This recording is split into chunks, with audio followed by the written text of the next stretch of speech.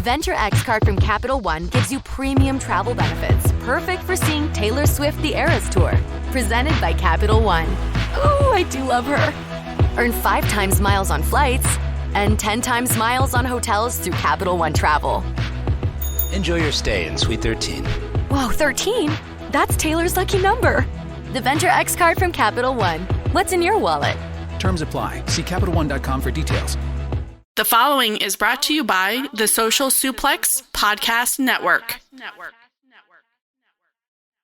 Yo, yo, yo, yo, what up? This is Rocky Asuka Romero of Chaos, and you are listening to Keepin It Strong Style, the ace of podcasts.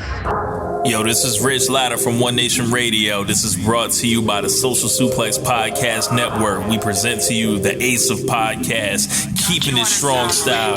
Let's go. It's the ace of podcasts, Keepin It Strong Style. Covering New Japan, they ready to hold it down. Jeremy Donovan and the young boy Josh. Come and hit a job out and bury all the frauds. From the Tokyo Dome over to the G1.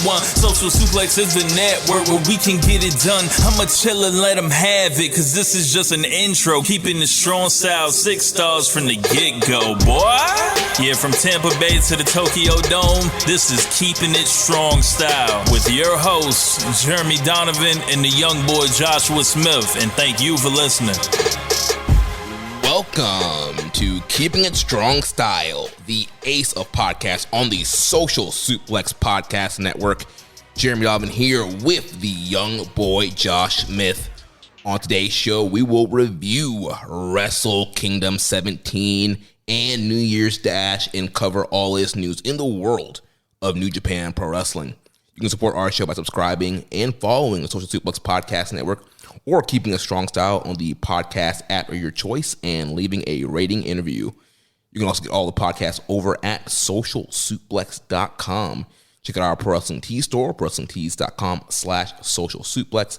That's where you can get your official Keeping It Strong Style t-shirt. If you enjoy this podcast, please consider making a one-time or monthly donation by visiting socialsuplex.com/donate and clicking on the donate button under the Keeping It Strong Style logo. This week's episode is brought to you by the NJPW EXT, the only browser extension for NJPWworld.com. Frequently updated and with features like dark mode, improved translation layouts, custom and shared playlists, synchronized viewing parties, and much, much more. It takes NJPW World to the next level. You can visit njpwext.us today for details. Young boy, how you doing, man? I cannot remember the last time we recorded a podcast in person. Oh, wait, yes, I can. That was December 17th. Right, but just solo, though. Just the two of us. Yeah, it's been a while. So we are live in person, even though there is no video here to prove it to you guys. We are in the same room, and, we are doing what we do. Luckily, for those of you that checked out the bonus episode that I dropped this past week, my review of New Japan Tamashii Nights 1 and 2. As you can hear, my voice has improved a bit ever since my brief bout with COVID, so I'm glad for that. But it's going to be good to have a partner here to kind of carry the load. That was daunting doing a show by myself. Yeah, doing solo shows, they're definitely harder than you think it is. You're like, yeah, I'm just going to talk and everything will be fine. But then after a while, it's like, all right, your throat's giving out, especially when you're sick, your throat's giving out, and then you're trying to figure out what to say, and you have to play off yourself. Yeah, I always play off myself. Oh, man. But we got a lot to cover here. I mean, I took the last 2 days off. I know you're off this week, so you watched Wrestle Kingdom live, right? Yeah, I mean, it wasn't my original plan, but I had something come up that I had to do something in the middle of the day, because normally we try to get together and we'll get up, nice 9, 10 a.m., get together and watch it that way. But I had something I had to do for family in the middle of the day, so I was like, you know what, it's to avoid spoilers and to make it just easier on myself, I'm going to get up at 3, I'm going to watch the main card, watch the pre-show later, and just do that. And I'm glad I did that way, because the main card was an awesome show, and it was so good to watch it live and spoiler-free. Yeah, I only mainly brought it up just because, you got to be so tired at this point. Oh, dude, right before Dynamite yesterday, I was, crashing. That's hilarious. See, like me, I just did it leisurely. Like I threw on the show, or I woke up early. Like I was like a little kid, like waiting for like my Christmas presents. Like I was like trying to force myself to sleep, and like, you know, I don't know. I like woke up in the middle of the night and I was like, Wrestle Kingdom's happening right now. I went back to sleep. But then like I woke up and like I threw the show on, but I also have like a lot of, it's a day off. So I have a lot of things I want to get done. So it's like I'd watch a match, do a load of laundry, watch a match, walk the dog, you know, stuff like that. So it took me all day to watch all of Wrestle Kingdom. But you know, that was great. And it kind of broke things up. And then after a couple hour break, I watched AEW. So it was a marathon day yesterday. Yeah, long day. I watched Dynamite from Seattle with the new set and everything, new stage, and then colors and all that stuff. And then, but today was funny because my girlfriend was like, "You have the day off, like, you know, when are you guys gonna record?" And I was like, "Well, I'm going over to Jeremy's. We got to watch New Year's Dash or New Year Dash." And she's like, "Oh, so it's gonna be like all day again?" And I was like, "Yeah, I mean, no, not all day. You know, it's gonna be some time, you know." So, but we're here, and this has got to be one of the best Tokyo Dome shows in the last 3 years. Obviously, makes sense. COVID has really restricted things quite a bit, and you know, we had one night Tokyo Dome. We had cheering crowds return. We had 26,000 people in that Tokyo Dome. Yeah, and I mean, just from some of the early preliminary things we're hearing, you know, I don't want to let the cat out of the bag, but we're hearing good things, positive things about the gate, and the that's going to be a good thing for the bottom line of New Japan and Bushiroad, which is a good thing for them at just being sustainable from a financial standpoint, which is awesome. Bringing foreigners in from the outside, you know, people from other companies, big surprises, all sorts of stuff. So, I mean, we should definitely get into it. And we just finished New Year Dash, which has got to be the most, probably ever, the most angle heavy New Year Dash that they've ever done. What I feel like they did was they took the last 2 years. Actually, we even had one last year. Right, because we had, for the last 2 years, we've had double domes. Well, the last 2 or 3 years, right? Right, but we had a New Year Dash in 2021, and we had one in 2020, but we didn't have one. Oh, I'm sorry. We did not have one last year in 2021, but we did in 2020 and 2019. Yeah, that's right. Oh, man, I'm messing the years up. Okay, we're in 2023 now. Yeah, so we did not have one in 2022. Right. But we did in 2020 and 2021. Right, yeah. And we both thought that they were fairly weak shows.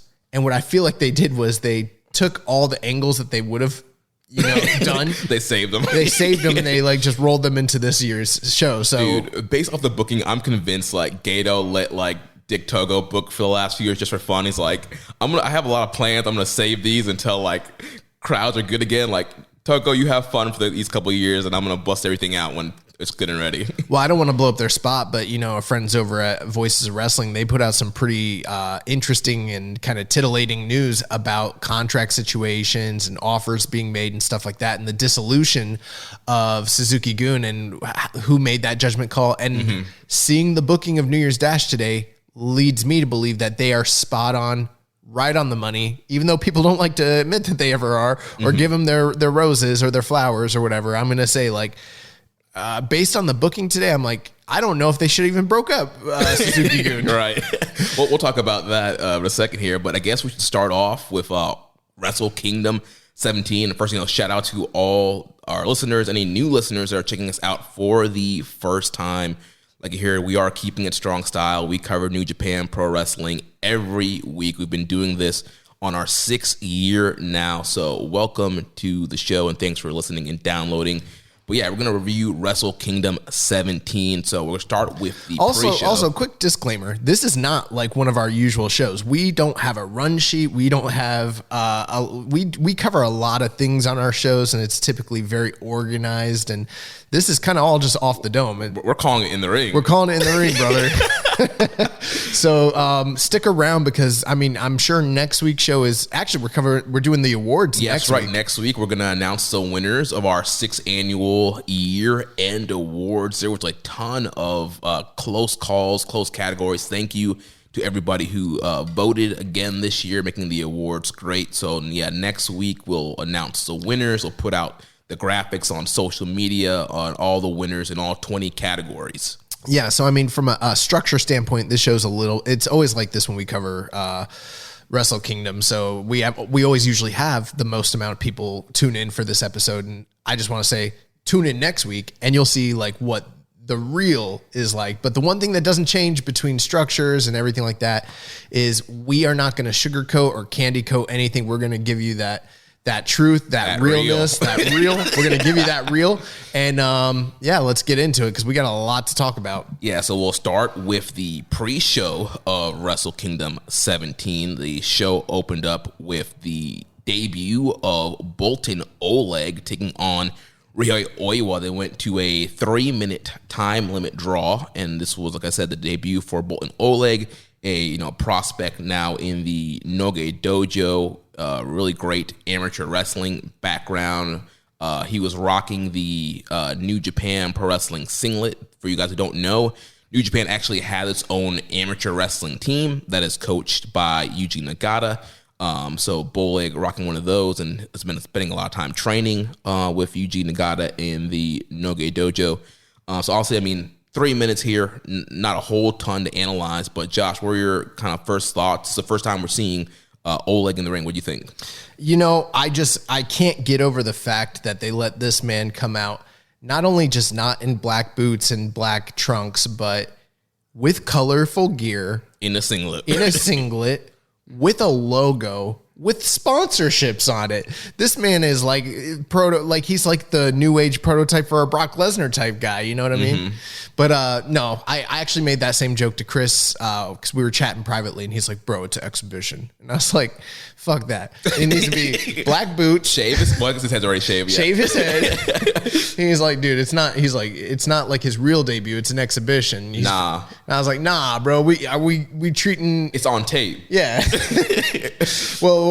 I mean, I had a couple, exhibition matches, and they're on tape, but they don't count. My record is still unblemished. Well, they haven't been aired. His match was aired on NJPWWorld.com, over 100,000 subscribers. No, but I do think it's interesting. I kind of knew that they had these amateurs, but like I did a little bit more digging, and it seems like earlier this year, like in September, they rebranded it from being like a Bushiroad sponsored team to being like actually Team New Japan. And they have some other standouts on the team, Takeshi Yamaguchi and Takashi Ishiguro, who've both had a lot of really great success and have aspirations for like freestyle, like World Cups and, the Olympics. And Oleg Boltin's very acclaimed as well.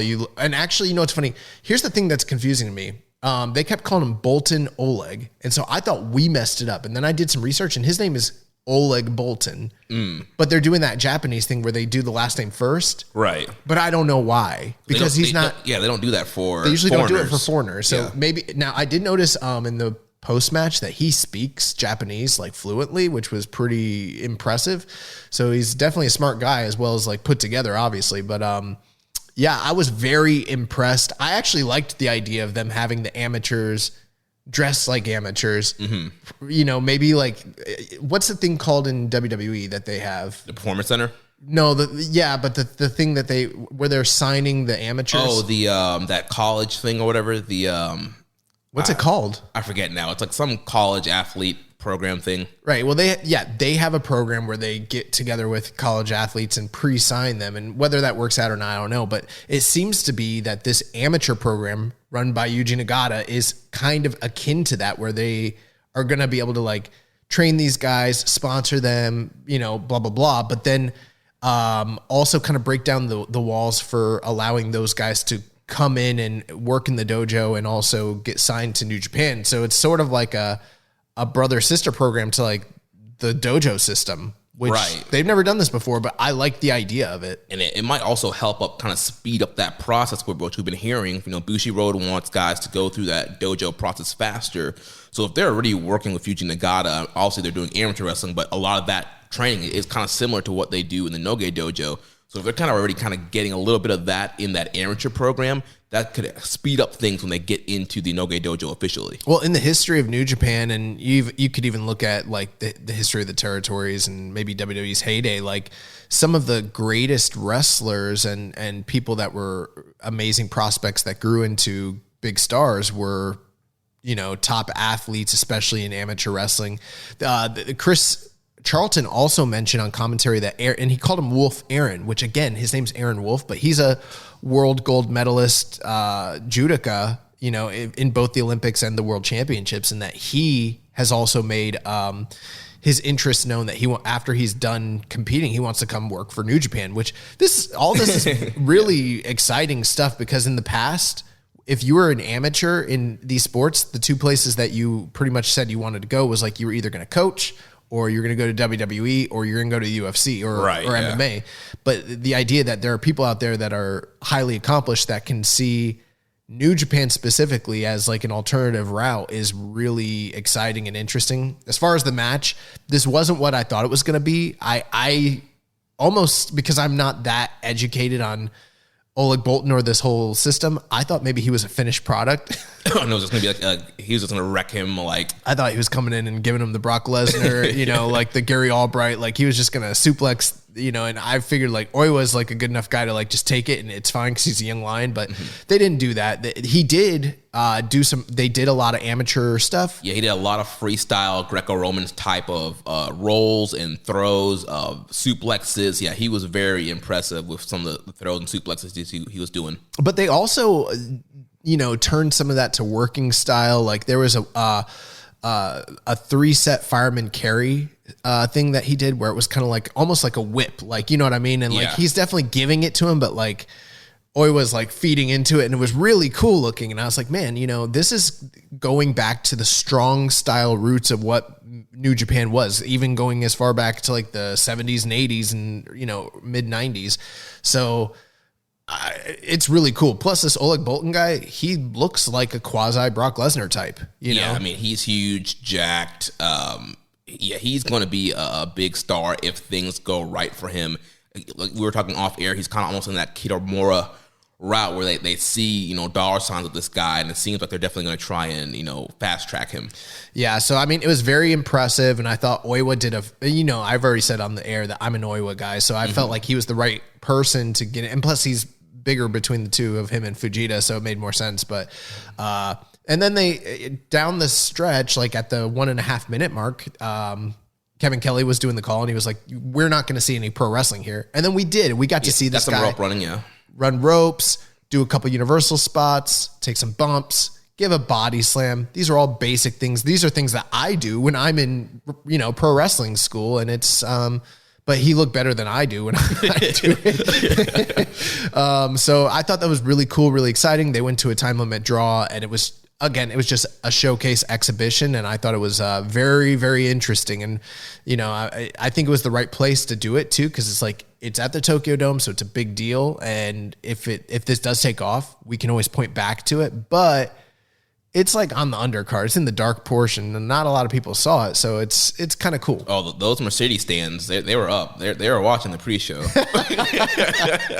had to think about who you're talking about. Like, to me, like, I still call her Sasha, but yeah, the Mercedes. She's the Monet stands. The Monet stands, okay. So then following that, we had the New Japan Rambo, which would be the qualifier for KOPW 2023. So New Japan Rambo, that's New Japan's kind of version of the Royal Rumble match, except now with KOPW involved, it would be the final 4 men that would advance on to the next night to crown the first provisional KOPW 2023 champion. And I got to say, this was probably one of the weaker Rambos that New Japan's done since we've been reviewing New Japan. Typically, kind of like a Royal Rumble, you would get surprise entrants. You would have some legends come back in, potentially outsiders. Last year we had Shima representing Glate, and that kind of kicked off that relationship there. And seeing Shima throughout the year, and T-Hawk and El Lindemann.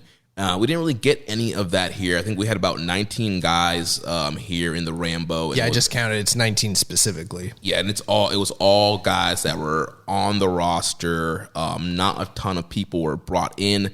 I mean, TMDK, those guys were brought in, but for the most part, a lot of the guys were guys who were on your roster. And when you say brought in, you're not just talking about outsiders. You're talking about like some of their international talent. Like, right. There was no David Finlay, no Chase Owens, Bad Luck Fale, Aussie Open. no Aussie Open, no Filthy Tom Lawler. Right. So there's quite a few people that are part of the roster, but that weren't brought in. And we talked about this off the air, and my feeling was it would have been cool for any of those individuals to be part of this, but it also didn't make a lot of sense for an undercard Rambo that's so, low stakes for them to pay to bring in, like, say, Robbie Eagles, who I'm sure Robbie would have been a good addition, but it's like, is it worth it for him and for them for him to have 2 minutes or 3 minutes in a Rambo? You know what I mean? Right, yeah. So that was the only thing. But this, to me, went a little long, 30 minutes, 37 seconds. I think that when you do the Final Four system that they've been doing for this Rambo to lead to KOPW, it's not that exciting because you lose out on the most, exciting part of a battle royal, which when it comes down to the Final Four, and then they start trying to dump and you get down to the final 2. Right. All that goes away. And also the guys are confused too because you had people breaking up pinfall submissions and throwouts throughout the match where it's like, it's all right. Like if you make it to the Final Four, you're safe. But you had people like breaking up pins when there were still like 10 guys in there. Yeah, well, that's a wrestling trope. It reminds me of like, I don't know, like Greg Valentine versus Ronnie Garvin in 1990 at SummerSlam, or Royal Rumble. They were in a submission match and they kept trying to pin each other. And it's like they know they can't pin each other, but they just keep doing it the whole match. Yeah, and it's like, oh, it's a reflex, blah blah blah, whatever. But I also here's the one thing I will say though. I think one of the reasons that they didn't have a lot of surprise appearances from outsiders and things like that, or even bring in the international talent, is because, again, it's KOPW, but number 2, they don't have a 6-man gauntlet later on the show, and they didn't do 2 nights. So because there's limited spots, they basically had to award a lot of their bigger names by putting them in KOPW Rambo. So, I mean, we saw people that typically in the past, we've seen them have big matches at Wrestle Kingdom, like Ishii or Taichi or Evil or ELP, all guys that got eliminated that you could have hypothetically seen being in the Final Four that just weren't. And it was like kind of very revealing. It's like, oh, okay, like for better or for worse, this is where we're at on this evening. There's a lot of top stars in New Japan who this is their spot tonight. Yeah.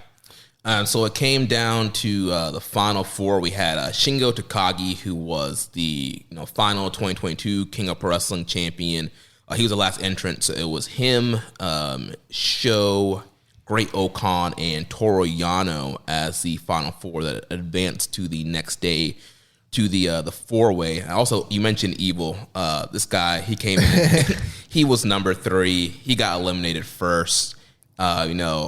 A lot of people were very quiet who thought that, Evil being double champion was an excellent idea. Well, I thought Evil, for me, I did a prediction contest. I thought he was going to be in the Final Four. I thought it was a good little spot for him, and he got eliminated. Some other big names, Jeff Cobb, Kenta, you know what I mean? That's what I'm talking about. Rocky Romero, like there's some pretty big names here. I thought ELP was another guy that I'd predicted would be in the Final Four. Also didn't make the cut. Especially based off his rivalry he had at the end of last year with Shingo and Who's Your Daddy and all that stuff. Right. And I was a little bit, I didn't like that they included Toru Yano in the Final Four again, because it's like, I thought we were kind of moving away from that. And it's like, he's going to be perennially like tied to this title. The only other big thing from this that stood out to me was when Hanari came out, which, by the way, I really like his new gear. It's got some Muay Thai type shorts. Yeah, that's a better fit than, because he had like the trunks and then the tights, and neither of those fit him that well. I think that this fits his character and his working style the best right now. But they did a spot where he's on, goes over the top, he's hanging onto the ropes, and then ELP like is trying to get him out, and he does the like nipple twister. Yeah, that was really, really funny. But other than that, I mean, I don't know. One thing, Hikuleo kind of eliminated himself, but they didn't count it. I don't even know how Hikuleo was like, he was the big monster in this match, but I don't even remember how he got eliminated. But at first, like he did like the Kevin Nash like foot over the rope thing towards the beginning to chase somebody. I'm like, Oh, he just eliminated himself. They didn't count it. Well, maybe it's a thing where it's like you have to be thrown. Yeah. Also, they did a spot where ELP was thrown out and he caught the guardrail a la like Kofi Kingston. John Morrison. But we've seen in the past where they've done over the top elimination matches where he did a spot where he was thrown over the top and his shoulders hit the ground and his feet were up on the apron, and they're like, nah. They're like, no, that's an elimination. He's like, but my feet didn't touch. Like, this is not WWE. I was shocked that they let him do that because I thought if you hit the guardrail, that would be considered part of the forbidden area. But yeah, they let him get back in the ring, and they got eliminated. So yeah, it was fine. Then the main event of the pre-show was the Antonio Inoki Memorial match. So we had Yuji Nagata, Satoshi Kojima, and Togi Makabe defeating Tatsumi Fujinami, Tiger Mask, and Minoru Suzuki. All these guys had some tribute. Inoki, some of them had shirts and the towels, and the crowds, they were also giving out the red glow sticks to also pay tribute to Antonio Inoki as well. I was a little disappointed by that because they made it seem like the whole crowd was going to be a sea of red. I saw like literally one or two people with the red glow sticks, so I don't know if that wasn't that well coordinated or what went down there. Yeah. But they did a really good job throughout the night incorporating the Inoki Bombay music in all the media and the show opening and everything. And then, the set for Wrestle Kingdom this year was awesome. It was awesome. Yeah, they've had some pretty cool sets, but over the past few years with, the lower attendance, everything, it hasn't been great. This year was one of the best sets they've had, probably going back to like Wrestle Kingdom 10, Wrestle Kingdom 9. It's been a while since they've had a really cool set like this one. And they had multi-screens all over the stage, and they would change those at various points, but all throughout the night, you saw different pictures and moments from Inoki's history, which was really cool. Plus, the top of the dome, like that banner that goes all the way around the stadium, that was also like on display to show the Wrestle Kingdom logo. So it just looked really great. But these guys all came out with the red towels, and then they stunk up the joint. Well, it's funny. The Monet stands thought these guys are great. I saw some of them. A lot of Monet. Who are these Monet stands you keep mentioning? Bro, I don't know. On Twitter, the people who have the Sasha profile pics. But we have the same Twitter. You and I share a Twitter. I don't know. I have 3 Twitter accounts on my phone between the Kiss account, Social Suplex, and my personal account. What's the most problematic of the accounts? The one that I'm on? Now, yeah. But yeah, either the Monet stands who love Monet, and they. So you have different curated like groups that that are on your timelines based on which one you're in. Sometimes different tweets pop up, but people will share them too. And I just see a lot of they were like tweeting like, "Oh man, these old guys are good." Like, well, they are good. Ric Flair couldn't hang with these guys right now, and like they were like really impressed by. Well, most of them are a lot younger than Ric Flair is. The only one that's the same generation is Fujinami. Yeah, but the Monet stands, they were impressed with these guys. Bro, you're gonna make some new listeners angry by calling them Monet stands. Like, if you are a fan of Sasha Banks, I welcome you. I welcome them too. I've been welcoming them for like 2 or 3 weeks now. Oh man, but no, this was fine. It was fun, but I was a little nervous. Like, we've seen Fujinami quite a few times over the past calendar year, and there have been times. I mean, he's always looked old and kind of shaky, but this is maybe the roughest I think he's looked. Yeah.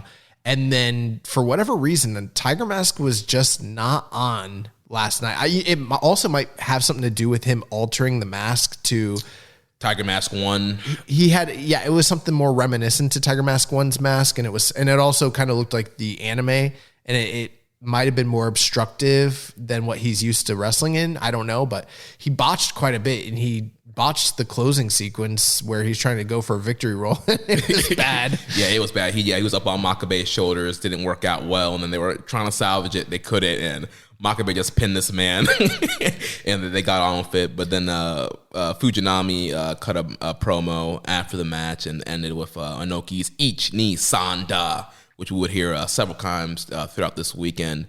And so, yeah, good little closing moment there. And then they did have the announcement about the movie that's going to be done about the life of Antonio Inoki as well. I hope it comes to AMC theaters because I have AMC A-list, so I'll watch it there. I mean, I'm down to watch it. It's not coming here. Who knows? Now, one thing I wanted to point out during the press conference that was a little interesting was they, were talking to all these guys and they all had good things to say.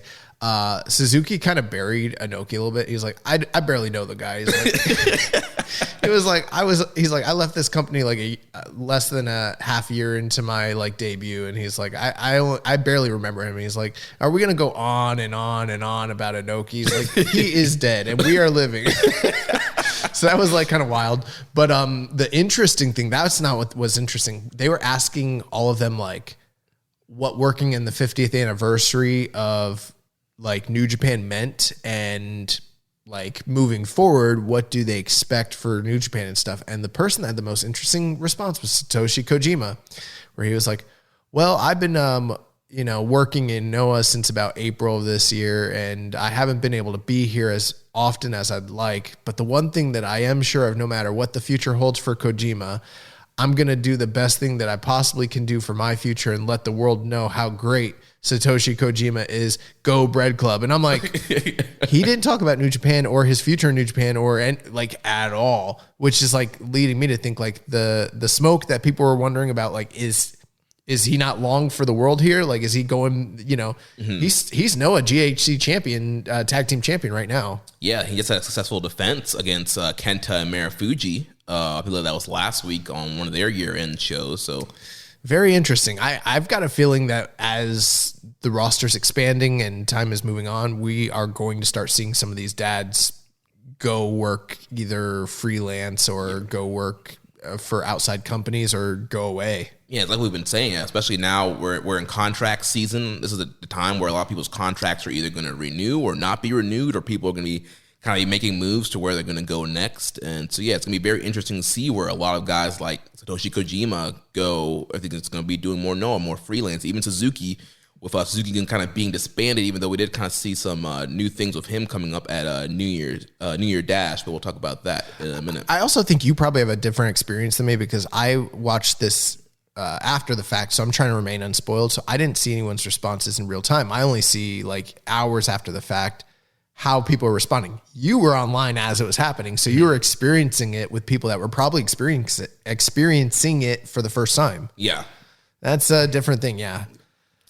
So now let's move into the main card. Like you mentioned earlier, the show had a great opening video package, great tribute to Antonio Inoki using his music as well. That was a great little opening there, which went into the first match. We had the IWGP Junior Heavyweight Tag Team Championship match. The champions, Catch 2-2, Francisco Akira and TJP, they defeated the Super Junior Tag League winners from Chaos, Leo Rush and Yo. This was a great way to open the show. This kind of set the pace for the whole show. And like we've been saying in all of the build-up to this, it was what you want from a Wrestle Kingdom opener with the junior tag team. It kind of harkens back to the days where you had the Young Bucks and Roppongi Vice and Forever Hooligans and Red Dragon. A lot of times it would either be 4 ways or 2-on-2 matches that would kick off the show and just start off with the right energy. This was a little bit different than some of those, though. I do agree with you. This was a throwback to that sort of era. But, one of the things is like historically what I feel like people used to do is they used to throw all those junior tag teams to like they would group them together in their minds and be like, they're all just high flyers. But you and I, we've been watching for a while. We know that those teams were all very stark different in contrasting in their styles of working. And it's been kind of rare, if we're being truthful about it, that we see really athletic, high-flying, crazy tag teams go at it. Like the last time I can really recall something like that personally is like maybe at the height of like Young Bucks versus Roppongi Vice. Yeah. It's been a while since we've had like super high-flying tag teams go out there in the dome and just kill themselves. That's what these 4 guys were doing. I don't know who laid this match out, what the structure was, but they were balls to the wall. And this was very different from what we would have seen from like a Forever Hooligans or a Red Dragon or even the Young Bucks. Because while the Young Bucks are high flyers of the they're the best. They're very structured in their style of match. Yeah. This was like very inventive, very creative, and very all over the place. Like this is very different. I think you could tell me different, but I don't imagine that most of the junior tag league was like this match specifically. Well, I mean, this match was very similar to their Cork and Hall main event, but it was better than that though. Okay. Wow. Yeah, this was really awesome. And I loved the way it started with Chaos like jumping catch 2-2 right from the get-go. Yeah, hitting a big tope from the beginning. And then from there, it was just like boom, boom, boom, boom, boom. Like, I don't even know how to... You're better at calling the action than I am. Yeah, like, I mean, there was so much stuff that happened. One big spot towards the beginning, you had... Catch 2-2, they did their alley-oop to Leo Rush on the stage, which that stage seemed to be very sharp because people were getting cut up on that thing. Now, that was a thing. I don't know if he got busted open hard way or if that was a blade job. I think it was a blade job because the camera cut away and then he came back bloody. Yeah. And I was watching him during the press conference, and maybe I'm wrong. I'm not going to say it for sure was a blade job. I couldn't find like a discernible gash near his eye or anything. It looked like it was probably in a place where he would have done a blade job. But either way, that spot was awesome. And that was playing off of what had happened previously between these teams on the stage in the previous matches. Yeah. So really good storytelling. Yeah, did that. Leo Rush gets busted open, which really made him like this fiery babyface coming from behind, underdog, kind of desperation for him and Yo. And so from that point on, it was Catch 2-2 that was kind of in control of the match, kind of beating down Yo. Until it can kind of make that hot tag to Leo Rush towards the end. And then there's a lot of great back and forth reversals between these guys until we get to the end here where TJP, he reverses Yo's direct drive into an inside cradle, which he pins Yo with that 1, 2, 3, and Catch 2-2 retains the titles, which I think a lot of people were surprised. I think people was. Yeah, I definitely was. I think people were expecting, Leo Rush, just winning the Junior Tag League and the first time, finally getting him integrated into Japan. People thought him and Yo were going to get the win here, but it was not the case. TJP pulls a quick one on Yo, and Catch 2-2, they retain. I believe this is what their fourth successful defense now, third or fourth defense now. Yeah, of these titles. They've got to be one of the most defendingest junior tag team champions we've seen in a while. One of the things I liked about the story too is even though all four guys were incredible, there was so much pre-match buildup between Francesco Akira and Leo Rush, where Akira had attacked him at Road to Tokyo Dome and everything like that. And so he was just really heated and couldn't put his emotions aside and couldn't put his focus on winning the titles. His emotions and his focus were completely on slapping Akira in the mouth, which is what he was trying to do the whole match. The pre-show or the press conference the day before, his whole thing was pretty much gun towards Akira. He's like, TJP, get your boy under control, but you better tell him to watch his mouth. Yeah, I don't play that. He's like, you disrespected me, you attacked me. He's like, and I'm gonna mess you up. And then they literally had the upper hand. The Chaos Tag Team did going down the stretch, and then he'd already vanquished Akira and got him outside, and he could have just left him out there, but he followed, and that created an opening for TJP to sneak that victory. And that was the only thing. I loved the match.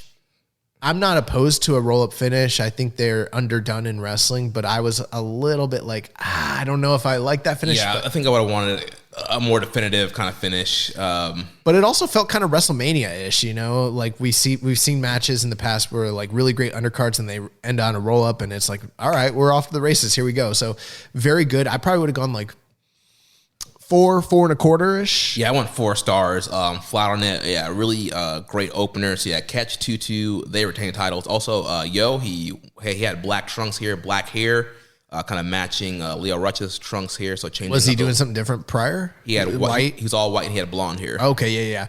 I also I just couldn't help but laugh to myself that Yo was the weak link and got pinned. And some of the news we'd heard about, like Dragon Gate offers being made to him and stuff, made me a little nervous. I was like, did they pin this man as a way out? But we'll talk about that in a little bit. That's not the case. But last thing, Leo Rush I've said some disparaging things in the past about, but we've never called into question his actual talent and ability. And when he's a guy that I've always thought was of the utmost talent, when he puts it together, he's really amazing. And I thought that this was a prime example of how good he can be. And he was. And even, bro, there was, with the blood, there was a point where I don't know what the move is, but he goes to hit that move off the bottom rope. Oh, yeah. He goes to the rush hour. Yeah. He went to go hit the rush hour, and they thought he I think a lot of people thought he botched it. I think he missed it on purpose as part of the story layout. Blood in the eyes. Because he had blood in the eyes. And he was doing a really great job selling the injury as well. I'm surprised they didn't use that injury as the reason why they lost the match, though. Right, yeah. Which made me think maybe it was Hardaway because they weren't planning on it. Maybe. It definitely could have been. I'm not discounting it at all.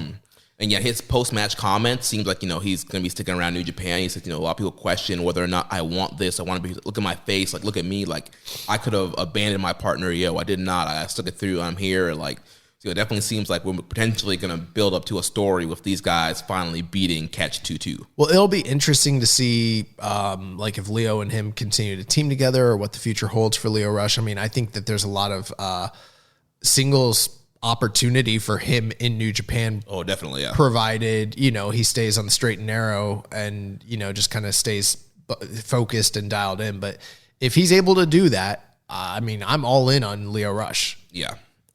So then following that, we had the first ever defense of the IWGP Women's Championship. So the first champion, Kairi, she defeated Tam Nakano. I believe it was 5 minutes and 47 seconds. So really quick matchup here. I know we were kind of predicting that it would be a shorter match just due to the length of the card and kind of where it's positioned on the card. But I don't think we were expecting this short of a matchup here. But it was, for what the time that they had, I thought it was very good for the minutes that they had.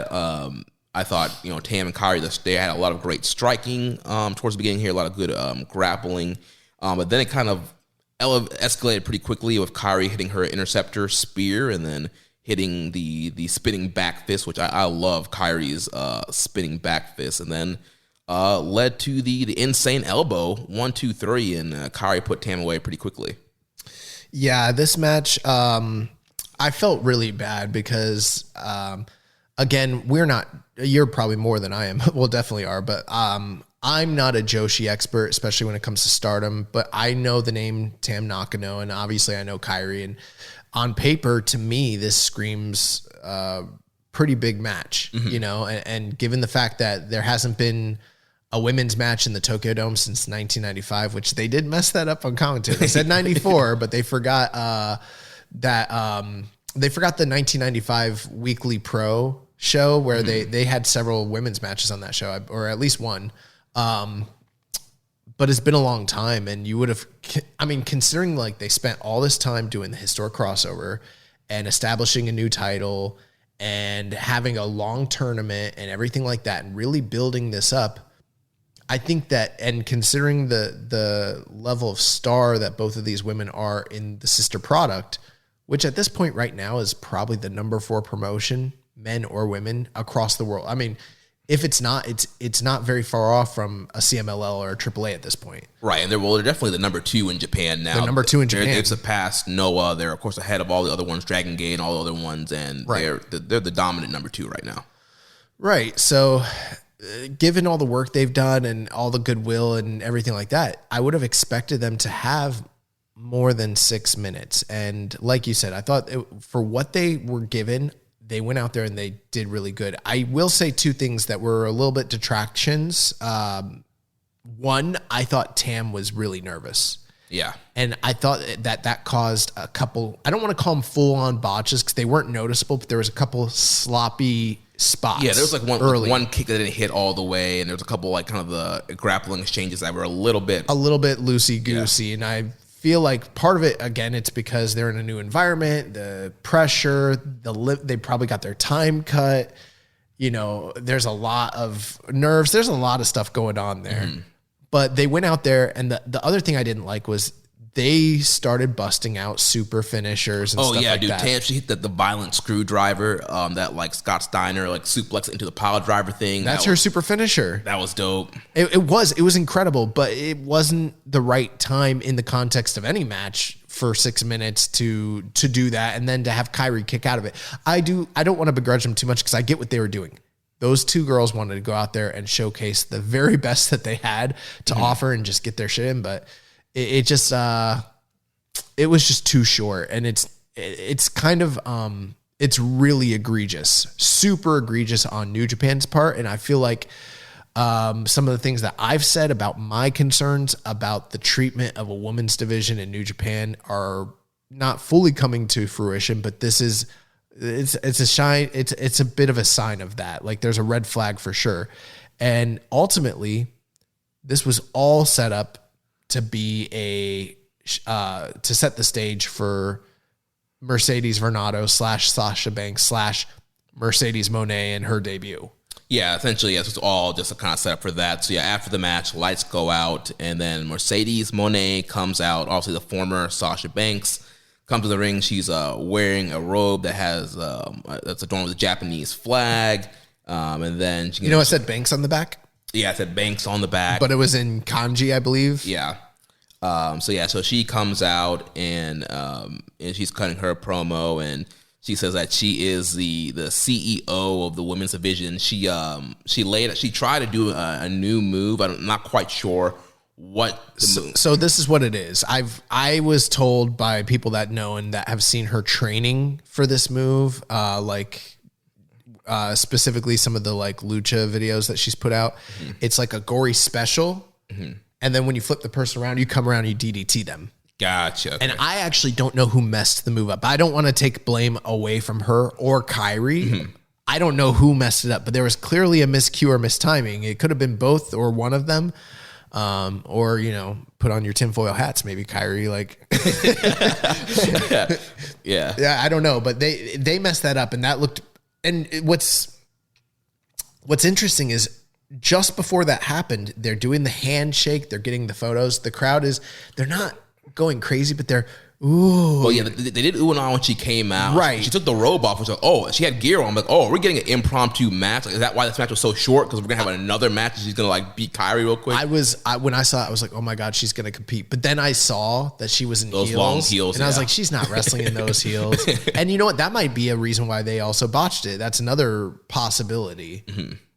Hard to say, but then this promo that first that botch, once she hit that botch, it killed everything. Yeah, it was going great from there. Like the entrance was great, the big entrance on the stage. You had the big Mercedes Mone, on the Tron. Then the shaking hand, and the crowd's kind of buzzing a little bit, oohing and awing. And then you know what else too? I'll just say I don't think that having that 6-minute match helped things. Right? Yeah. You know what I mean? Like, I feel like they probably thought that giving them a little consolation match to set the stage for her to come out, that she would upstage it. And I don't think that translates well to wrestling fans. They're there because they want the match that was being advertised. They probably did want to see that and expected it to go at least 10 minutes, right? Minimum. If it went 10 minutes, they did really good stuff with just barely 6 minutes. Had they had 4 more minutes, they did some great stuff. It would have been awesome, right? But they probably realistically should have been given 15 minutes. Yeah, definitely. They should have gone out there and been given time. I understand the show was very long, but you could have found the time and cut it from somewhere. Probably that main event,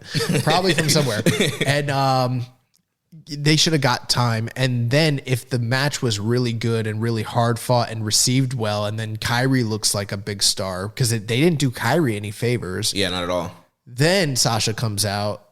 Plus, I don't know. I mean, maybe I should look at a Google trend search, but obviously Japanese fans, they know about Western stars, but it's not like they're in the forefront. It's not like they're recognized or, universally beloved. Right.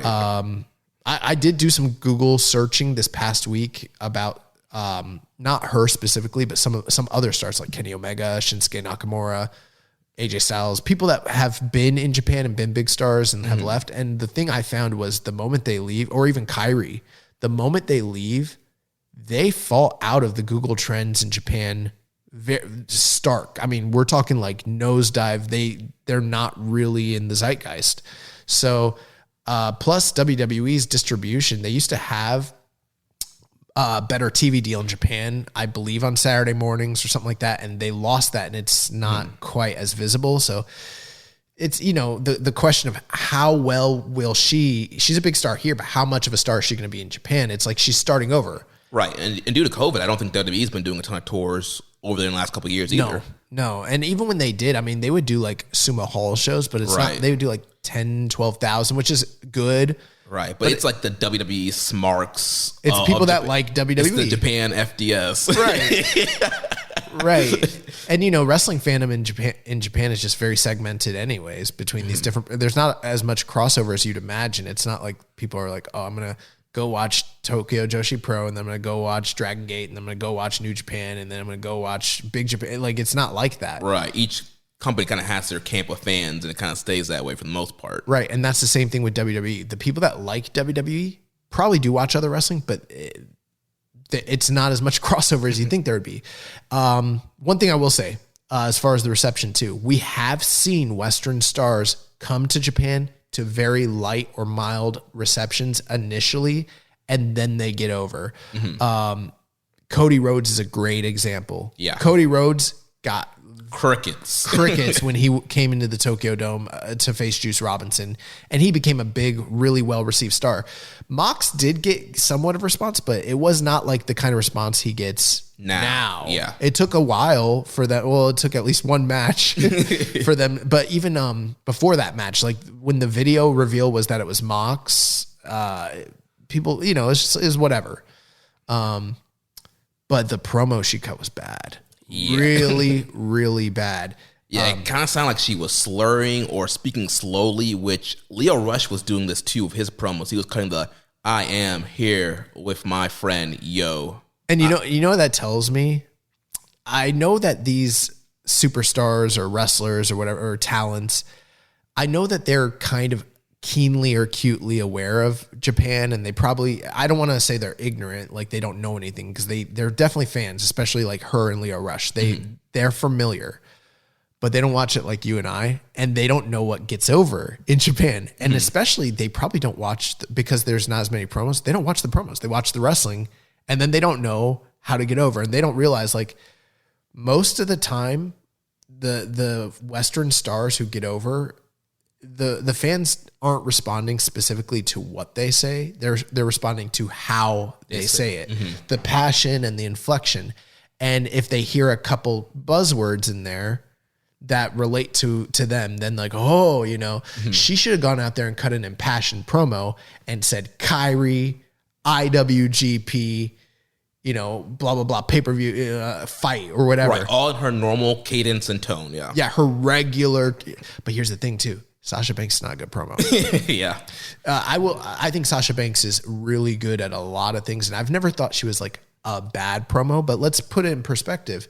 She's never, well, I can't say never because she probably has, but like for the majority of her on-screen career, she's been cutting scripted promos the entire time. Yeah. So she has little to no experience on a world stage doing her own promos, especially in a foreign place. And she doesn't probably know what gets over with the audience. And, you know, she was like slowing it down, and it's like, dude, they don't understand you. You don't understand. You think you're slowing it down as probably, I mean, you could say it's offensive in some regards. Yeah. But it's probably out of like, if I slow it down, they'll understand. It can be translated better, but it's like, you don't have a translator. You're right. They're not understanding it in real time. They're not going to understand it until they actually see the translation some world. And the Westerners are the ones who are going to care more about your promo. So just speak normally. Right. She should have gone out there and like been in full character and cut like a full in character promo. And, but at the same time, she needs to work on it. It's a big deal, especially for her, someone who is so character driven. You need to have good promos. And yeah, but like you're saying, this is a whole new world for her. I mean, for a while now, she's been in that WWE system, NXT, the main roster. Like you mentioned, promos written for them, kind of more hands-on with producers and stuff like that. And we know in New Japan, you're kind of given a little bit more free reign when it comes to what you can say in the promos and how things are laid out. So yeah, she's definitely going to have to get used to that. But I even though I don't think like I can't think of too many times where I've been like Sasha's a great like that was a great Sasha promo. I've always thought she was a good talker. Yeah, you know what I mean? Like, but this felt very contrived. Like I am the CEO of New Japan and Stardom, and it just felt really like, what are we doing? What are you saying? And there's no heat between her and Kairi. Also, she like came in full heel. And I'm not sure if I know that she's better as a heel and she's probably been wanting to play heel for a while, but I don't know if this was the right time to break out your heeldom just yet. You know what I mean? Yeah. So I don't know. This was bad. I mean, there's no ifs, ands, or buts about it. The positives, I thought she looked great. Yeah, gear was awesome. The gear, the hair, look, everything. I thought the music was great, but everything else was bad. The move was bad. The promo was bad. And it didn't get over, and it got crickets after the botch, and it never really recovered. She didn't even get the complimentary like hand claps, right? Yeah, and I don't think that it. And also, I think Kairi is kind of on shaky ground since her return too, and it's been up and down, and so she's kind of in a rebuilding phase too. So it's gonna be interesting to see what happens, because they made an announcement that they're gonna be doing pay-per-view in February. Yeah, so she challenged Kairi for Battle in the Valley, the San Jose Civic Center. I believe that's February 18th. So that's going to be on Fight TV on pay-per-view. Yeah, so she challenged her for that. New Japan has made it official. That match is set. Kairi versus Mercedes Mone, February for the IWGP Women's Championship. I mean, I obviously still want to see that match. So I'm not like saying this was a full failure, like it's not going to work, because I think that it's a learning experience. This was definitely a flop, but there's a lot to build on and a lot to grow and to learn from. And I wasn't like, oh my God, she's cooked. Like I didn't feel like that at all. Right. No. Yeah. It's just a flat debut. Right. And I mean, there's room to grow from here.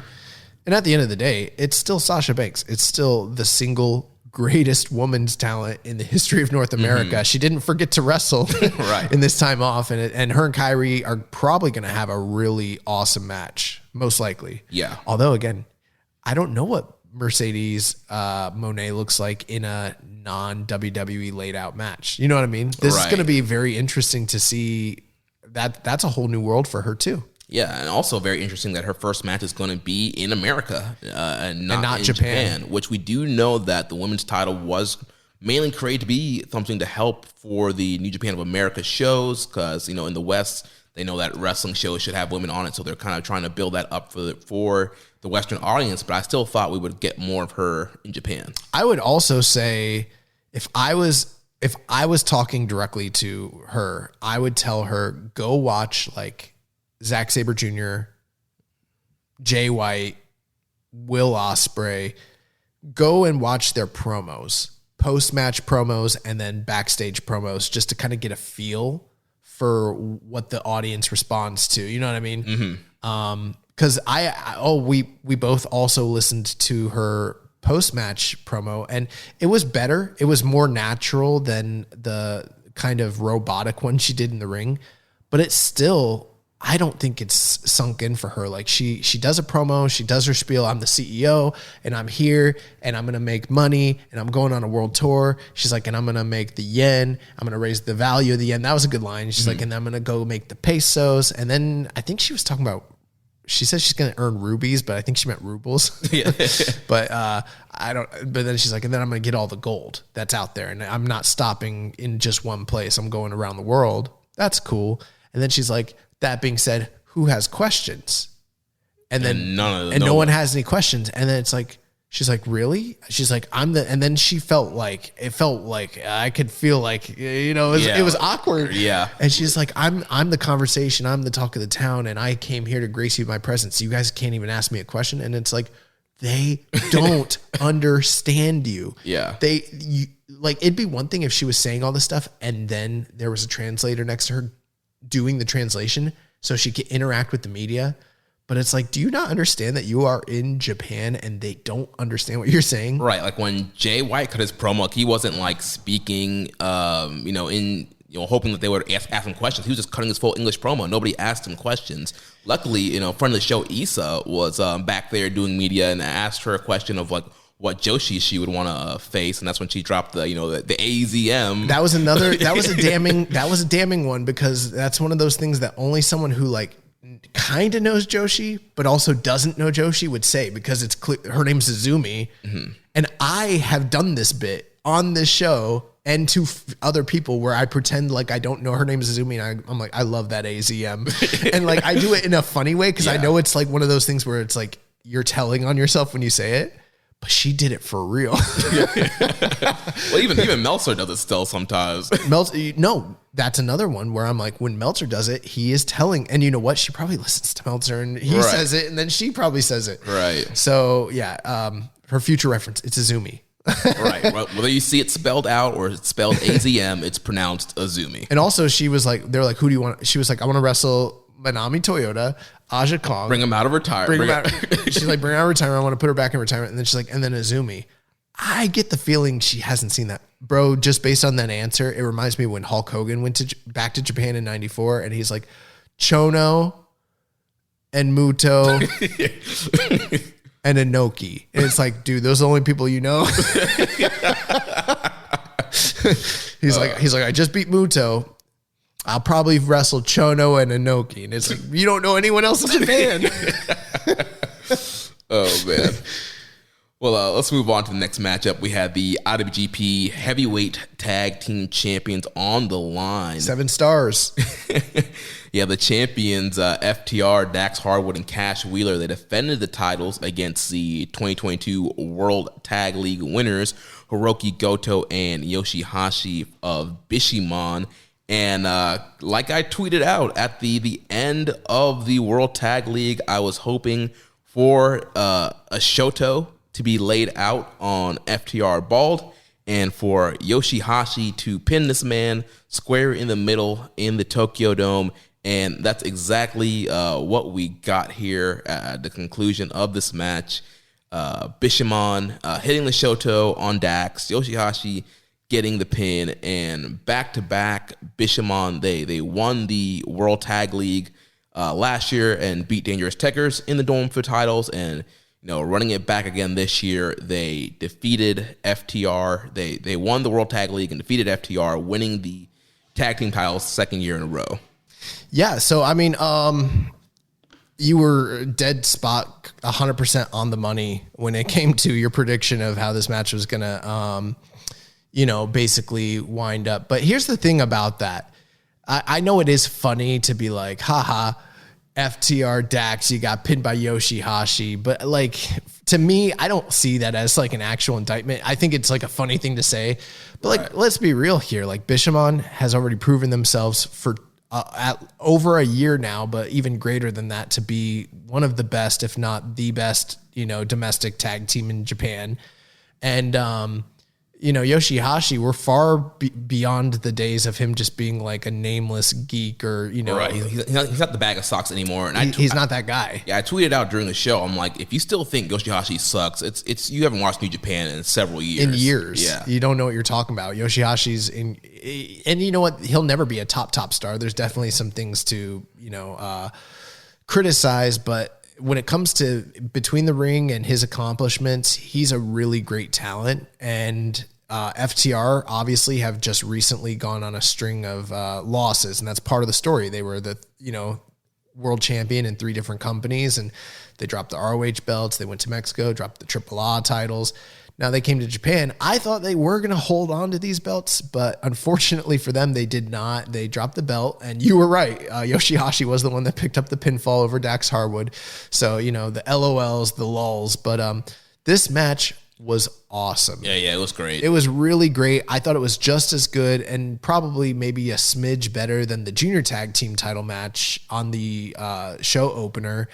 And say what you will about Dax Harwood and his, online presence and social media and everything like that. The one thing we will never criticize, or at least we've never criticized on the show, is their ability to go between the ring or between the ropes in the ring. Yeah. They are quite frankly one of the greatest tag teams I've ever seen. And for whatever reason, they've proven themselves very adept, more so I would say than most outside Gaijin tag teams at understanding how to work the Japanese style. They're like coming into New Japan and fitting in a lot better just in a few short matches than they did in AEW when they first joined. There was like a big learning curve in AEW. It took them a while to like find their footing. They clearly like study and watch a lot of tape and understand the structure and layout and the style. And I actually think I would go as far as to say I like them better in New Japan than I do in AEW. I just think that their style of work fits better here, and they look like megastars when they're working. Now, I don't expect to see much more of them in the Cerulean Blue, if I'm being totally honest. Their entire contract status seems to be very much in question going forward, and who knows what's going on with that. I'm sure people listening to FTR Bald on his podcast could tell you I'm not going to listen to it, but I get the feeling that this was probably their send-off, and if they do come back, maybe we'll get another Aussie Open match, but that's about it. Yeah. But I thought that they looked great. I loved their gear. I loved their jackets. Their gear was raw, yeah. And then Bishamon just looked like a top-end tag team. Like, this match was... I do always wonder how these teams, especially when they have such limited experience together, are able to overcome the language barrier in the ring. But it didn't seem to affect one thing here at all. These guys went out there and told a great story. Very snug, very hard hitting, very fast paced. This was a great match. Yeah, I loved it. Towards the end there, you had Goto reversing the big rig, which hitting Dax with Ushigoroshi that led Yoshihashi to make a comeback. But then FTR cut off Yoshihashi with the big rig. But then they kicked out of that, so that was a great near fall there because that's their finish. We had a suplex to the floor. Dax doing their cash. That suplex to the floor spot. I've seen that a million times. That might be the best version of it that I've ever seen. The Davey Richards, Eddie Edwards spot. Yeah. Well, I mean, I call that the Davey Boy Smith and Mark Rocco spot, or not Davey, the Dynamite Kid Mark Rocco spot. But yes. But yeah, he did that. Cash did that to the outside, and then they were trying for multiple pile drivers toward the end. There couldn't connect. Goto was able to tag out to Yoshihashi, and then came down to the closing stretch there where they got Cash out the ring.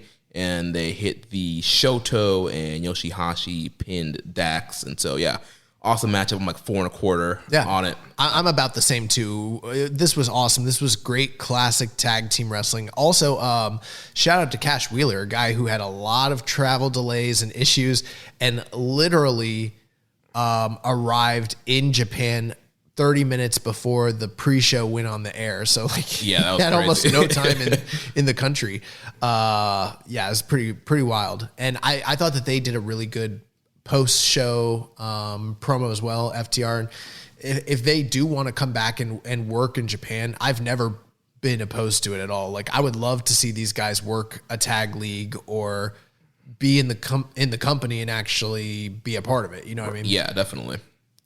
So also congratulations, Bishamon 2 years in a row. Yeah, back to back. To back. So next matchup, we had the NJPW World TV Championship match, the finals of the tournament to crown the first ever NJPW World TV Champion. So Zack Sabre Jr., he defeated the son of Strong Style, Ren Narita, in a great matchup here to become the first ever NJPW World TV Champion, winning his first singles title in New Japan Pro Wrestling. Yeah, this was a match that I know you and I are both really big fans of both these guys, and so I think we were both pretty hyped, and we haven't talked at all about the show, so I don't know, but like for me, I was very hyped, very excited about this match and the prospects, and just not even just because I'm into both of the guys a lot. I'm into guys, not just because I'm into them as like characters or whatever, but also because how talented they are at wrestling this style and how great their tournament matches were leading up to this match. And the only thing that I'm glad it happened here at Wrestle Kingdom, but it feels a little bit like a disservice that like it was months ago when the tournament was like in the forefront and everything. We had a really long layoff between Historic Cross. Well, actually, when no, that was a Battle Autumn. Yeah, at the end of Battle Autumn, that was in early November, so it took like 2 months before we got this payoff. So, and that kind of makes whoever loses that defeat sting just that bit much more because they had to wait so long to get to this place. And then, 15 minutes as like a semi-main event or main event on a Road to show that's fine. There's not that much pressure. And so those guys go out there, they have their 15-minute match, and that actually feels like a lengthy amount of time. But when you get a 15-minute time limit in the Tokyo Dome, like 4th or 5th from the top, the pressure is on for them to wrap that match up. And I know a lot of people thought that this match was probably going to go close to the 15-minute limit because that's how most of Zach's matches have gone. But this was considerably shorter. They just went barely over 10 minutes, and it was balls to the wall, insane action. And what I love the most about it, 2 things is, 1, it was the story of Japanese LA Dojo Shibata-ism strong style versus European UK Techers British strong style, and how those 2 things mesh together and which one's more superior. And then the sudden nature of the match just ending in the middle of a scramble exchange with them doing pins and submissions, and then suddenly like bam. This, bro, it caught me so much off guard that was the first time I audibly responded to anything I was watching, and I was like, oh shit. I was like, oh my God. I was like, it's over. Like that's the same kind of response I give when I'm watching UFC and someone gets caught. And I'm like, oh my God. He like, I couldn't believe it. Yeah, it was awesome. And yeah, just, this is what Zack Sabre was saying, trying to bring like strong style back and really making this TV title about, Antonio Inoki's, vision of strong style. And that's what these guys did out here. A lot of great grappling and exchanges and reversals. Narita hit a great exploder suplex on Zack Sabre at one point. And, as Zack has beefed up, he's been doing a lot more striking as well. So, there was the spot there where they were exchanging kicks to the back, kind of showing their fighting spirit. And yeah, this was just a really great matchup. And I love the finish kind of coming out of nowhere, which I wish they would have done a little bit more in the actual tournament. Like you mentioned, in the tournament, we got a lot of the matches kind of going like 14:50 or 14:30 and getting close to the time limit, and guys just kind of hitting their finish and it being over. But the fact that this went, just a little shy under 10 minutes, and Zach caught him. It wasn't a thing. It wasn't definitive. Like he hit the Zach driver, or he did one of his wacky hurrah, this is the last whatever, one of his other submissions. Like they're exchanging, and he just catches them with an arm bar, which we've seen now. The arm bar has kind of been bastardized in professional wrestling, where guys will get it and they'll lay there in the middle of the ring for a while, and it's always a little bit of a gripe for me, and it's like, do they not know how to do it right, or like sometimes it's just too long in an arm bar, and it's like, how long before he breaks his arm? Right, like if you have it applied correctly and you're there that long, the guy's arm should be broken, or the guy should be tapping out immediately. Well, the trick is, Jeremy, I don't know if you know this, in jiu-jitsu, it's keeping the thumb facing the sky. If you've got the person armbar and it's fully implemented and their thumb is facing the sky, that's where there's the least amount of tension. In wrestling, you'll usually see the palm facing up, and there's almost no tension. You actually can't. I mean, you could in theory, but it's really hard to enact a straight armbar with someone's palm facing up like a clenched fist. You got to turn it over to the thumb. And I don't know if you're listening at home and you do this, like if you put your arm out straight and you turn the thumb up, you're like, oh, you'll feel the difference. You're like, oh, I'd be screwed if that happened. Yeah. So Zach caught him with that, and big win for Zach. First NJPW World TV Champion. And Zach he had the bleach blonde hair, just leaving Suzuki-gun that we talked about last week. And after the match, we had TMDK coming down, Mad Mikey Nichols, and Hysterical Shane Hayes. They came out and offered Zack Sabre Jr. a spot in TMDK. He grabs a shirt, puts it on. They sit on the ring apron and do the traditional TMDK post. And we have the first official kind of shake-up here from Suzuki-gun with Zack calling himself the front man of TMDK. Yeah, I like this because Zack has felt for a long time like he was ready for that catapult to being like the leader of a group. And for those of you, if you're listening, you're not really familiar. Typically in Japan, especially New Japan, with it being such a faction-heavy company, being the leader of a group means that you're at the forefront of being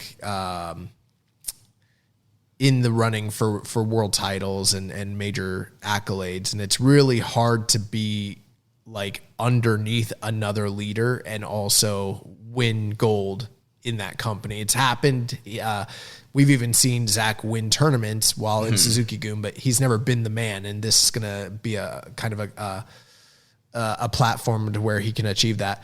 I did watch the post-match where they all met up, and it's hard for me to get it. I know traditionally Team DK have been heels, and during their time in like New Japan, it's kind of been depending like on who they're facing. Like, but I feel like they've mainly been heels with Jonah and Bad Dude Tito. Jonah and Bad Dude Tito are like heels, but Mikey Nick or like the TMDK tag team have kind of felt like here and there or whatever. But we've even seen like Bad Dude Tito go up against bigger, more established heels. He faced Kenta a few weeks ago. Yeah, and he's kind of played like quasi babyface, so they're kind of like in this in-between spot. I don't know if they're going to be heels with the Zack at the helm. It's hard to tell just now. I think that they might be heel-leaning tweeners because they were very jovial at the post-match press conference, and Zack really didn't cut a heel promo. In fact, he cut a really gracious, cordial promo on Ren Narita talking about how basically he was talking about how he is he's like, you're the son of Strong Style, but I'm the embodiment of Strong Style. He's like, I am 100% George Michael, vegan approved British Techers, which is Strong Style. And he was like, but he's like, this is a kid I've been impressed with since the first time I ever was in the ring with him. He's going places. At some point, he's probably going to come back and bloody me and beat me up and take the title, but not right now. And they just joked around a lot, him and Shane Hayes and Mikey Nichols. And like, I know that historically they are a heel faction, but right now they don't feel like they're about to be a top heel team. They feel like something else. So it's going to be interesting to see what way they go altogether. Yeah, I know a lot of fans were kind of worried about what was going to happen with the group with Jonah leaving and going back to WWE. So now we're seeing, Zack, he's a front man. He's now the leader of the group. It's going to be interesting to see whether or not Bad Dude Tito is still a part of the faction going into this year. And we also had a new member on New Year's Dash as well, which we'll get to quickly here. So after this matchup, we had the Never Openweight Championship matchup, and Tama Tonga, he defeated Carl Anderson to become the new Never Openweight champion. 9 minutes, 36 seconds. And the big thing here was at the beginning of the match, they did the face off, the big build, the crowd is going ooh and on, everything like that. And then Carl Anderson, Mr. Kennedy. Carl takes the Never title and smacks Tama Tonga in the head with it. And it's like, oh my God. Like, and if this was the Attitude Era, that'd be it. Like they'd be taken to the hospital because that used to be the ultimate weapon shot is the belt shot. But yeah, he got the upper hand there. And then these guys just started brawling on the outside. Yeah, he dropped him with the Bernard burner driver on the ramp. Yep. Did that, a bunch of other stuff, threw him into the barricade, was just brutalizing him. And that was all before the match even started. So he made sure to kind of like stack the deck in his favor and kind of put Tama Tonga at a deficit going into the match. But this was they didn't go out there and exchange holds. They didn't go out there and work a technical style. They brawled. They were all over the place, and it was very quasi-violent. And I thought it was the fitting match style and match time that needed to be in place for the type of rivalry and feud that these guys have had going so far.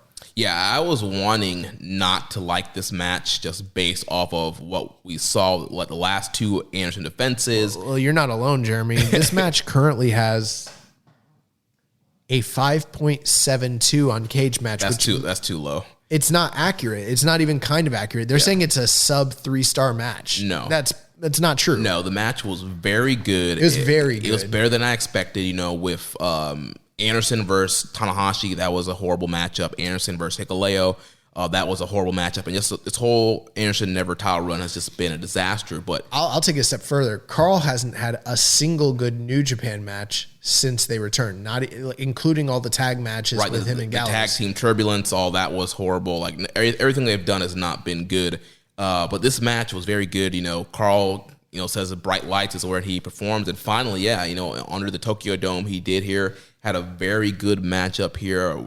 Kept the T-shirt on though. I don't know if you noticed that. Yeah, he wore the OC or the club, whatever they call themselves in WWE. Oh, I didn't even notice what was on the shirt. It was a club shirt? Yeah, the WWE club shirt. Oh, okay. He's there representing the club. Yes. But yeah, I thought this match was very good. Like you were mentioning, kind of that hot start before the match officially started with the brawling on the outside and then getting back in the ring, and Tama, being an underdog babyface, having a fight from underneath. Mm-hmm. Carl's on him, he hit the top rope reverse neck breaker and was just really kind of putting the pressure to Tama Tonga. Oh, he did a neck breaker on the what's it called? On the guardrail outside. Oh, yeah, that was pretty nice. That looked great. Yeah.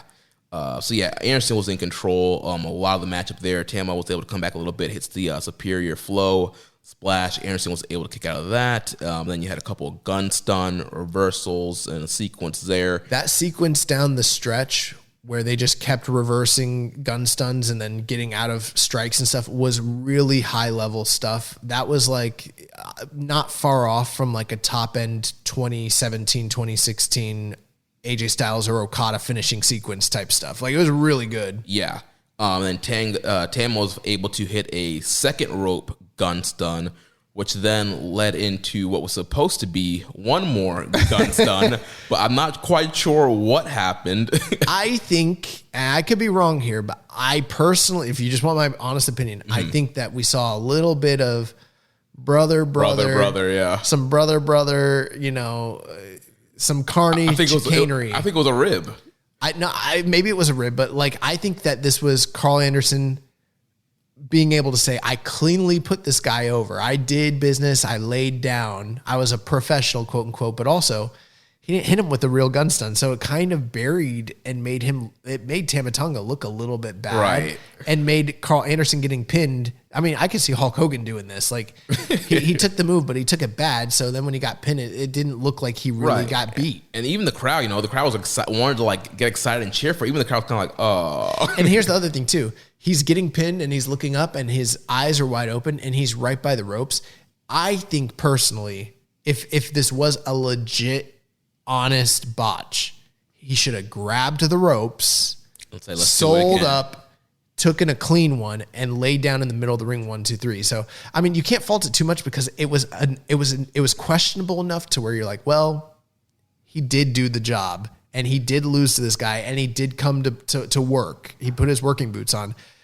But there's just a little bit of some carnyism. Yeah, there's at the end some talking shopism. Yeah, that was happening. He's like, I'm not coming here to do a jizz off. Oh, yeah, not a clean one at least. Yeah, so that kind of happened, but I thought I just really was. I thought this match was a great pace, and I thought it was a great story, and I really enjoyed it a lot, and I thought it was the best we've seen Carl. I don't know if Carl can wrestle the way he used to wrestle. I think that this match kind of proves to me, and based on what we've seen from him in WWE, that he can't. Yeah. That he probably can't do all the stuff he used to be able to do right now, at least physically. But he definitely went out there and like he did do a favor for Tama Tonga and like put on his working boots. So yeah. So Tama is the new never openweight champion, second time holding that championship. Oh, last thing. So then at the post show, they like were hugging. Yeah, and I didn't like. I mean, like, okay, I get it. He used to be his mentor. They got all this Bullet Club history. the podcastism. There's too much to go over, in Right, depth. yeah. People that are into it are really into the lore. I don't think we are on this show necessarily. No. But, I'm not a big fan of when guys are, the one thing that was good was they kept all this kayfabe. For better or for worse, they kept so much kayfabe for years going into this match. And I do understand at the end of, like, say, an MMA fight where guys have history and respect each other, they, like, hug and, like, congratulate each other. And maybe there is something to that here. But at the post-show, like, Tama Tonga is doing his promo, and then Carl Anderson shows up, and then he's like, Carl, I love you, bro. And Carl's like, and then, like, they're doing the little wink thing. He's like, I know I messed up, but we made some money together, didn't we? And you know what? They did make money together, because you know what? They kind of worked Gato into, like, putting them into this position together. And it's like, I don't know, like, at the end of watching that promo, like, I'm glad Tama got put over and got his time to shine after 12 years, singles title in the Dome. I mean, the guy won the Concorso. Look how great he looks. But I don't like these guys giving me a wink at the end, letting me know it was all fake all along, Right, yeah. It's like, this was not just a, rivalry or mentor versus student, which also that was part of the story. This whole thing was GOD got kicked out of Bullet Club. Yeah. These guys have been feuding. There's been a blood feud with Jay White and Good Brothers. These guys have been getting beat down on Impact, on New Japan, on Strong. And just so everyone knows why I'm keeping it a buck, like, I didn't like when Jericho and Omega did this after their match. Yeah, the podcast. I didn't like when they cut that podcast, and this was maybe not as egregious as that, but I don't like when guys do this sort of thing. You're doing a program. You guys want to do the I love you, dude, and blah, blah, maybe wait a couple weeks and send a message on Twitter. I don't know. Right. It kind of insulted my intelligence a little bit. Yeah. So next up, we had Keiji Muto's last NJPW match. So the team of Keiji Muto, Hiroshi Tanahashi, and the Roughneck Shota Umino, they defeated Los Ingobernables de Japón of Tetsuya Naito, Sanada, and Bushi. Yeah, this match was a match. It was a spectacle match, and I mean, you can say bad things about it if you want to, but I mean, if you have the proper context and understanding, like, it's Wrestle Kingdom, and it's not, contrary to popular belief, it's not just all about star ratings. It's not all just about high-end match quality, although we got a lot of that in spades.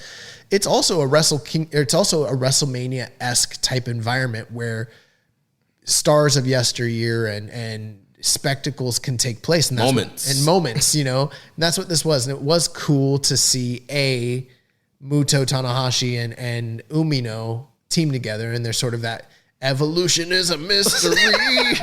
You got the past, the future, and the present.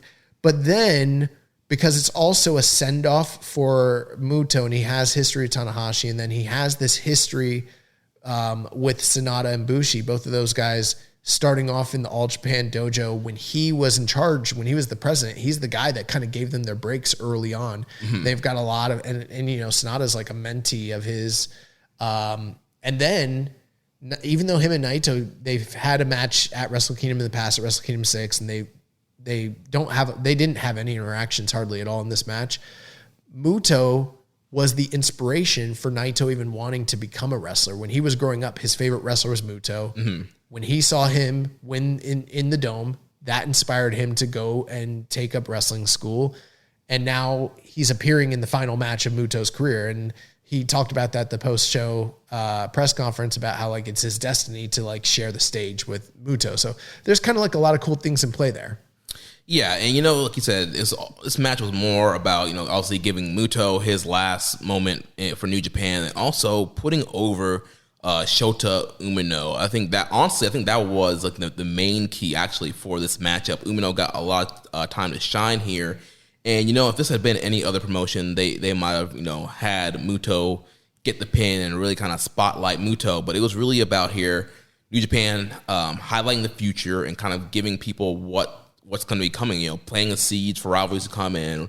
Shota Umino clearly being here with Tanahashi and Muto is kind of a stamp of approval New Japan saying this guy is next up. This is guys we're gonna put all stock into Our stonks. yeah. So yeah, Muto look his gear was awesome. Great. His entrance gear with the fur jacket was dope. Yeah, I mean, I think we're still in a building phase when it comes to Shota Umino. Like, it's still a little bit of an experiment. Mm-hmm. But so far, he's passing every single test that they put in front of him, and he looks fantastic. And this was a big statement as to the investment level the company has in him. There was, the other thing too is like him and Naito, those two guys have really been having seriously heated exchanges even before this match, all throughout the road to Tokyo Dome. And then the next night they were across from each other at New Year Dash. And for whatever reason, like him and Naito they have these really heated exchanges. Dude, they have great chemistry. Yeah. They've started building this from the road to Tokyo Dome tour. And clearly they're building a singles match, whether it happens a New Beginning or whenever it happens. But I'm looking forward to that match. Couple other things with the match. We got to see Sonata do a Muto moonsault on Keiji Muto, which was pretty cool. There was a point where Muto went up to give his moonsault, and Tanahashi had to stop him. He's like, nah, brother. Nah. He's like, that's not for you, baby.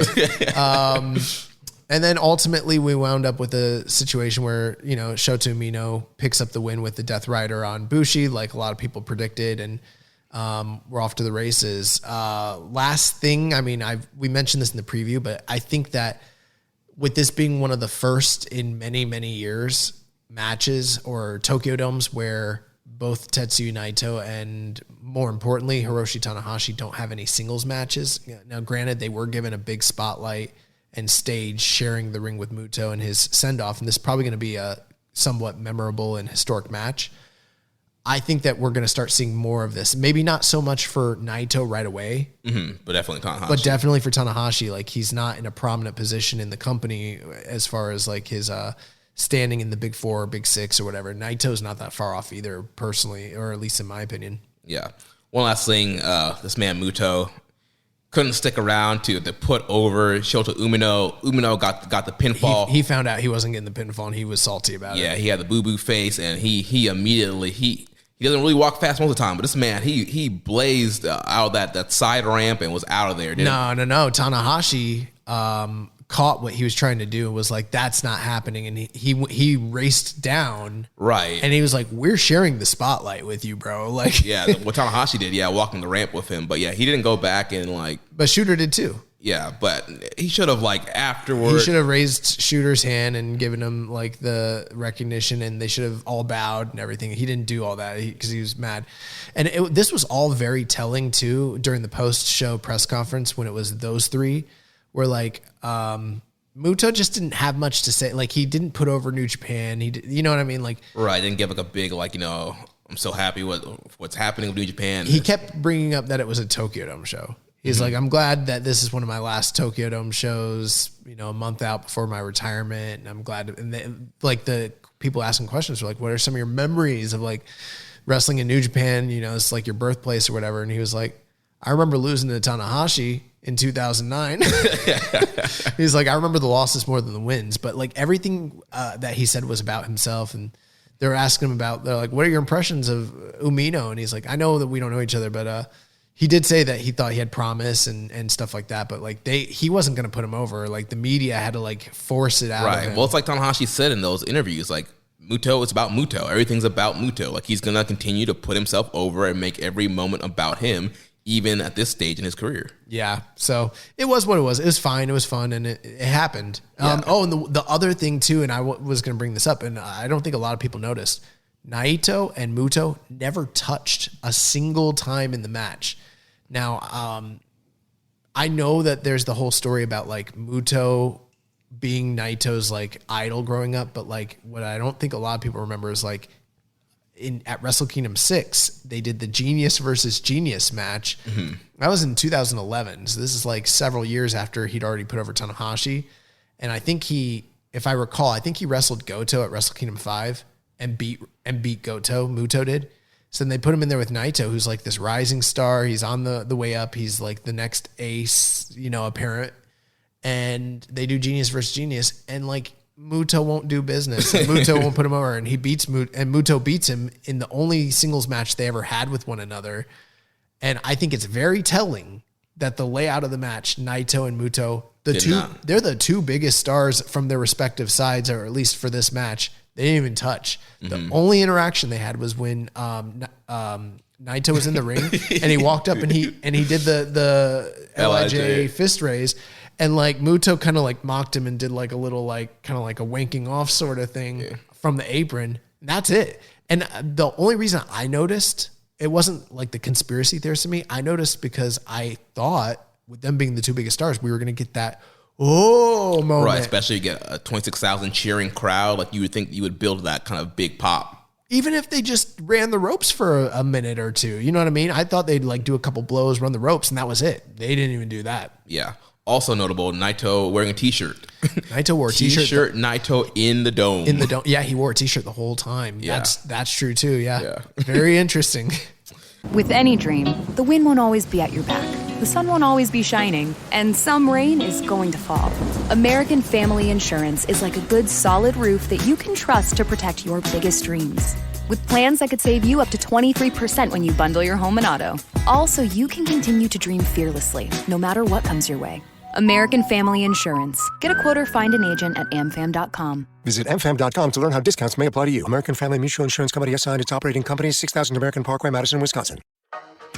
Hey, honey, how was your trip to Menards? Awesome. The Menards bag sale is back. Oh, what's the bag sale? You grab a bag in store and save 15% on everything you can fit in the bag. I got a new cordless drill, LED bulbs to help with the electric bill, stocked up on toothpaste, always need batteries, and paint for the mudroom, plus all my favorite snacks. Where are you going? Menards, we're out of cleaning supplies. Hurry in! Grab a bag in store now through January 14th. Get 15% off everything you can fit in the bag. See store for complete details. So next up, we had the IWGP Junior Heavyweight Championship match. The ticking time bomb. Hiromu Takahashi captures the title once again, defeating the current champ Taiji Ishimori, El Torado, and Master Wato in a four-way matchup.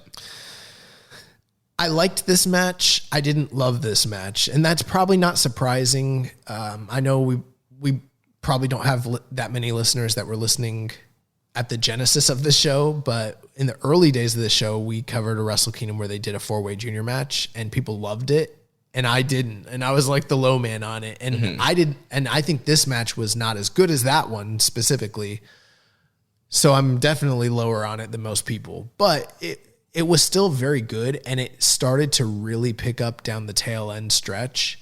And even though this is one of the only matches that I personally predicted correctly, I predicted Hiromu winning, which was a tough call because they could have gone any of the four ways and it would have been fine.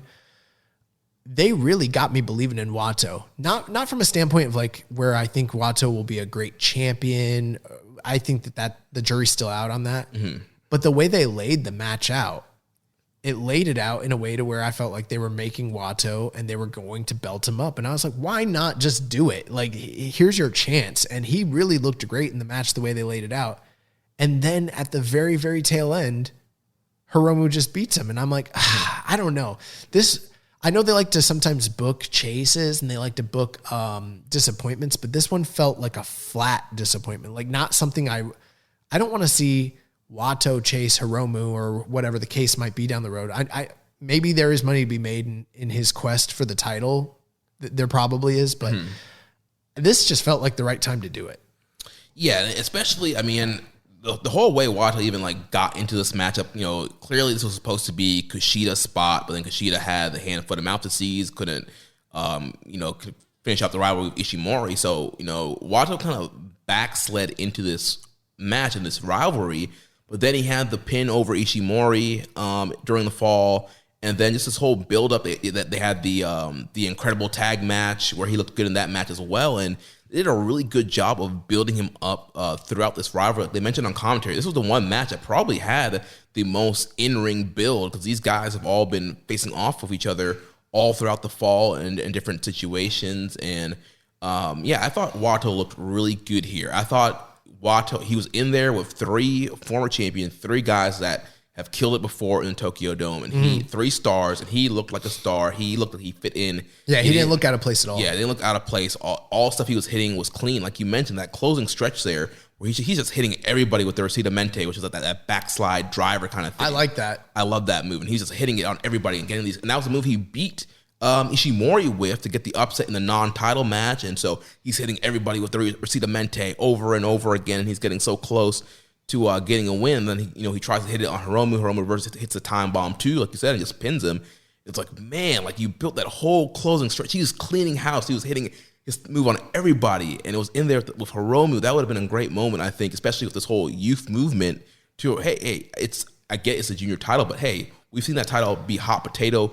You could have given him a 1-2 month run, see how it worked out, and then flip the belt back. There's a lot of things changing in New Japan, obviously, right now, with them kind of re-emerging on the world stage as being like, they've always been a player. They haven't gone away, but like re-entering to having major shows with cheering, the travel restrictions being gone, clap crowds diminishing and becoming more of a thing of the past, and them bringing in top stars that are driving, eyes and interest to the product. And then also like there's the dissolution of groups. Looks like some stars are on their way out, other stars are on their way in. There's a lot of things changing. And in the midst of all that, this was a show where, generally speaking, not entirely, but generally they seem to go with very safe booking decisions. Mm-hmm. I mean, if you look top to bottom, I mean, you've got like, they went with Bishamon, which is like a homegrown team. They went with Catch 2-2, which is like, they're newer, but like they didn't go with the outsider in Leo Rush. Mm-hmm. They had Zach, who's the more established veteran. And then here, this is another example where they had the stalwart of the division win the title as opposed to testing things out with a young, fresh guy in Wato. So at the same time, it has been like 2 years, even though he's been winning Super Juniors and stuff and still been a top player. It's been about 2 years since Hiromu won the title. I think this is his 5th title. Yeah, 5th time, yeah. So, for some people who haven't tuned in a while, they're like, Hiromu again?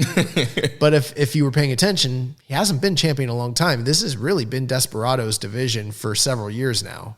Yeah, and also even the whole story this year where he wins Super Juniors again. I think we all thought, he's going to beat Ishimori at New Japan Road and probably should have. Yeah, he should have, but yeah, he lost there, and so the rest of the year was this whole story of him trying to get back in the hunt, get back in the chase, trying to get back, Mr. Belt, Belt-san back. Yeah, Belt-san.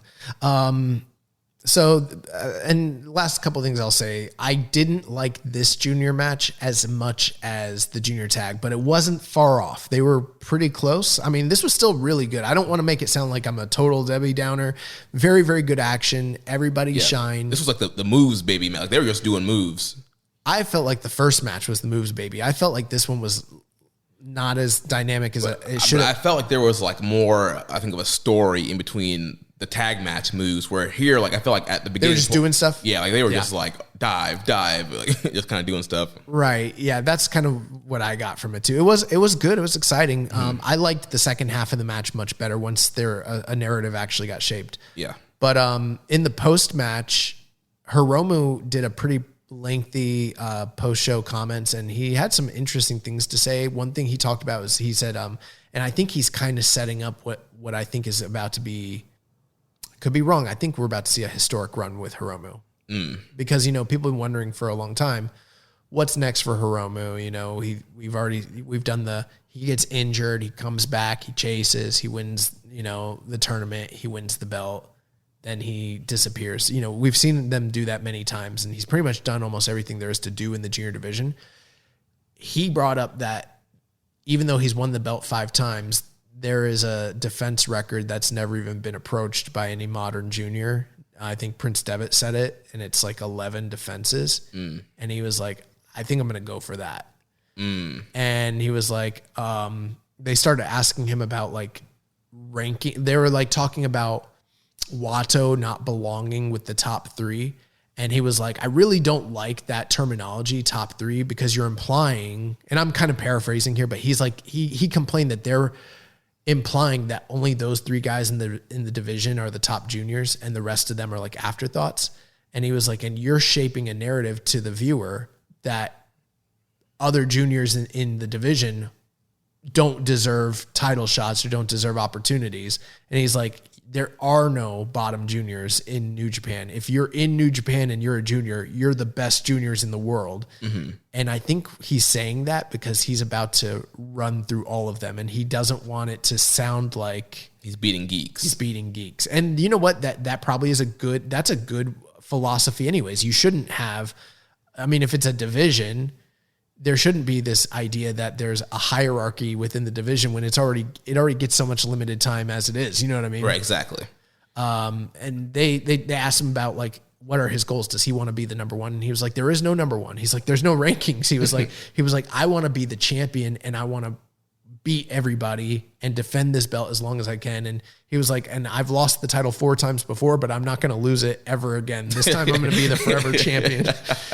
And he did bring up Dragon Lee, or they brought up Dragon Lee, and he mentioned how like the door's kind of closed right now on them because he went to WWE, but he's like, but you never know. Sometimes cracks happen. He was like, Muto just wrestled Shinsuke Nakamura, and who knows? Maybe if he makes a big enough name for himself over there, and he's like, and I can be very patient. He's like, if something changes, me and Dragon Lee will meet once again someday. So some interesting stuff there from Hiromu, but I think that they're about to have him go through a lengthy title defense period. Yeah, and we also got the great, hey, Mr. Triple H, my name is Hiromu Takahashi. Yeah.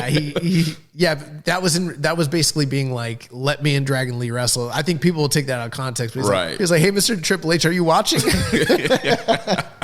And one last thing about this match, we did get a 96-97 Nitro moment where like there's an angle happening in the back in the middle of this junior heavyweight match, and it was the Congo faction from Pro Wrestling Noah, Kano leading his boys in the back during the press conference during LIJ's presser, kind of confronting Naito, Bushi, and Sonata and challenging those guys. Yeah, so I don't really know all the guys in Congo. I think basically it still looks like Kano and Katsuhiko Nakajima are like the top 2 guys, and then there's a bunch of geeks in Congo.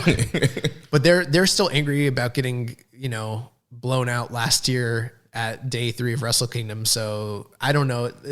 I guess we'll find out more, but it looks like they're setting up either a series of singles matches or a series of tag matches. But, they've already kind of, they didn't make the announcement here, but they're going to be doing another joint New Japan Noah show, and it's probably going to heavily focus on LIJ versus Congo. Yeah.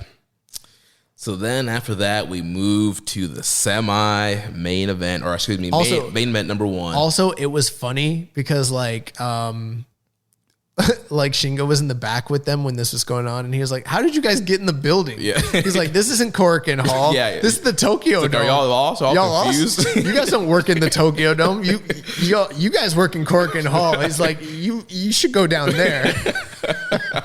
Shingo's the man. And then he was like, and then Congo was like bringing up, or Kano was bringing up like how they wanted revenge, and he's like, we don't remember you. That was a year ago. Who remembers people you beat a year ago? Yeah. So time now to talk about main event number 1 of the evening for the IWGP United States Heavyweight Championship. The cleaner, the best bout machine, the belt collector, Kenny Omega. He defeats Will Ospreay in one of the greatest professional wrestling matches I have ever seen. There's a lot of expectations, a lot of hype in this matchup, and it was just absolutely incredible. One of the easiest 5 stars I've ever given this thing. The ratings on Cage Match, on Grapple are some of the highest I've ever seen consistently. And this thing is just getting rave reviews from everybody. Yeah, there's a lot to unpack here. This was just phenomenal. I guess before we even dive into the receptions and everything like that and the perceptions of the match, like, let's just talk about it. In and of itself, what it was. So, I mean, like the introductions, yes, and the ring walks were top notch. I mean, I saw a lot of people talking about how great Nakamura's ring walk was, and where were they? Sumo Hall? Yeah, for the Noah show. I think that this might rival his entrance on that evening. Both of these guys. Kenny's was so great, and they didn't get the devil. What is it called? Devil's Cry. Yeah, we got a Sephiroth, which is what his character, the One Wing Angel, is based off of from Final Fantasy VII. Did you notice that they also didn't do the copyright strike for both Makabe and Fujinami's music? And I don't know if that was on accident or if they, like, because it's Inoki's tribute, that they just ponied up and paid for the music. I don't know. Yeah, maybe they did. But yeah, so yeah, we got to see the Sephiroth.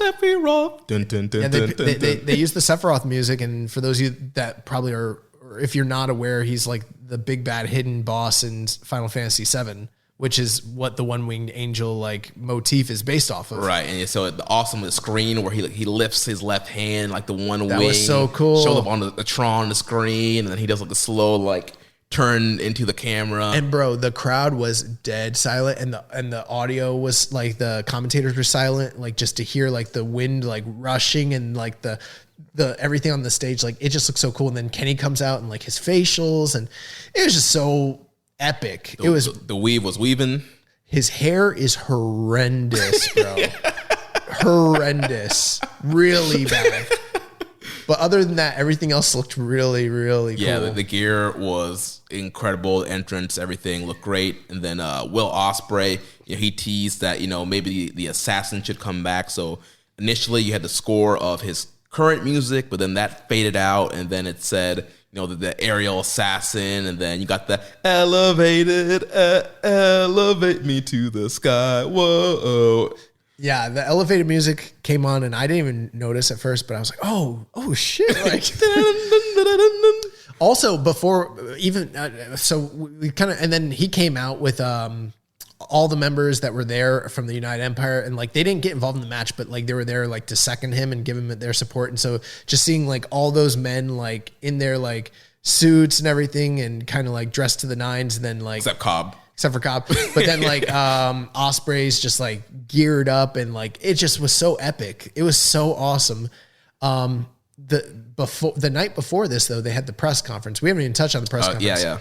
One thing I did not like, and this is something I'm very critical on this year. Every year I look forward to the pre-show Wrestle Kingdom press conference, and normally they have one of two things. They either have translators for both the English and the Japanese live during the show, so that they're actually, interpreting like the Japanese into English. And we do know that they had an interpreter there who could have done that, and they didn't do that. The other thing too is they usually put up a version of the show with subtitles for the Japanese domestic stars. They didn't do that. So I personally haven't watched that pre-show, and at this point I'm not going to, because the event already happened. Well, I just skipped through all Japanese speakers. Like I watched. No, I'm not going to do that, because I want to hear them, and if I can't understand what they're, I'm a completionist. If I can't hear what they're saying, I'm just not going to watch it. So I missed out on almost the entire press conference, because what's the point if I can't understand most of the guys what they're saying? But luckily for this particular match, this was like the most hyped press conference like segment probably like on social media, and everyone was talking about it. And these guys, including Don Callis, went out there and had a press conference like showdown for the ages. Both of them cut incredible promos. Kenny Omega, it was a total production. Kenny Omega is like cutting his promo in Japanese to show that like Will can't speak Japanese, and he needs to have a translator to even understand what Kenny's saying and everything. And then Don Callis, God cried the day Kenny Omega left Japan. But then Will cut this really, I mean, he almost came to blows with Kenny and like cut this impassioned promo talking about every single struggle that they had to go through over the pandemic period and him, you know, what he went through and what it took to wrestle and how the fans showed up and everything with the clap crowds and the travel restrictions and the war in Ukraine and him losing people over in the UK, like close friends that he had to watch their funerals from a screen because he couldn't be there. Mm-hmm. And then for Kenny to belittle what he has done during this time. And when all Kenny had to do was drive like an hour and a half to work, you know, that was some really compelling stuff. Like, and the whole time I was watching it, I was like, oh man, this is getting me because we have said on this show from the very on, like before the match was ever announced, probably 6 months before it was even going to happen, we said this match is going to happen. And when it does, Kenny Omega is going to win for X, Y, and Z reasons. Here's the business reasons. This is what is going to take place. We've called it all along for a very long time. And when I saw Will cutting this incredible promo, not only did it make me like have sympathy for him and get on his side, but it also like kind of broke my heart a little bit as a fan. Cause I'm like, damn, he's going to lose tomorrow. Right. Yeah. Well, I already knew too, especially when he's, you know, throwing back to the assassin, like he's regressing. That's a regression. Like the assassin was a junior heavyweight. Right. Which I did like they did tie in him knocking out Ibushi, the never open weight title match. And Kenny won't acknowledge it. Like Kenny's pretending that the real reasons he's in Japan are to come and rescue everything and save blah, blah, blah. And he's like playing this altruistic, like virtuous thing. But Will is bringing up that like the real ulterior motives is you have beef with me because I knocked out your best friend in the opening match of your final night in Japan. And you guys didn't get to say goodbye and have the big send off of the Golden Lovers. And you're holding it against me. And Kenny won't acknowledge it. Like Kenny's like looking away. He won't look him in the eye when he says this stuff. It's really good. Yeah, dude, they add that extra layer. Yeah, that was great. But yeah, they definitely made Will a sympathetic. Like you want to see, you know, Will get some comeuppance and just kind of, you know, heel Kenny. You know, arrogant prick Kenny is he's such a prick, and you want to see him get as great as he is, and as much as I love him, like he gets so arrogant, so cocky. Like, man, I want to see somebody just shut him up. And Don's doing such a great job also pointing out how like you are probably the only person that's in the sport today that has an edge on Kenny athletic performance wise. So like they're making sure to make it seem like he's not just a slouch. Like this guy is right. It was like if you were born in like any other era, like if Kenny Omega wasn't born, like you would be the Kenny Omega of today. It's very similar to what Paul Heyman did with the first time Brock faced Roman. He was like, in any other era, you'd be the guy. Unfortunately, Brock Lesnar is the champion right now. Right, like, it's the same thing. It's very, very, that's always going to play with me. I love that sort of analogy. And then they went out there and I didn't know, you know, here's what I did expect, Jeremy. I expected them to go out there and have either an Okada/Omega,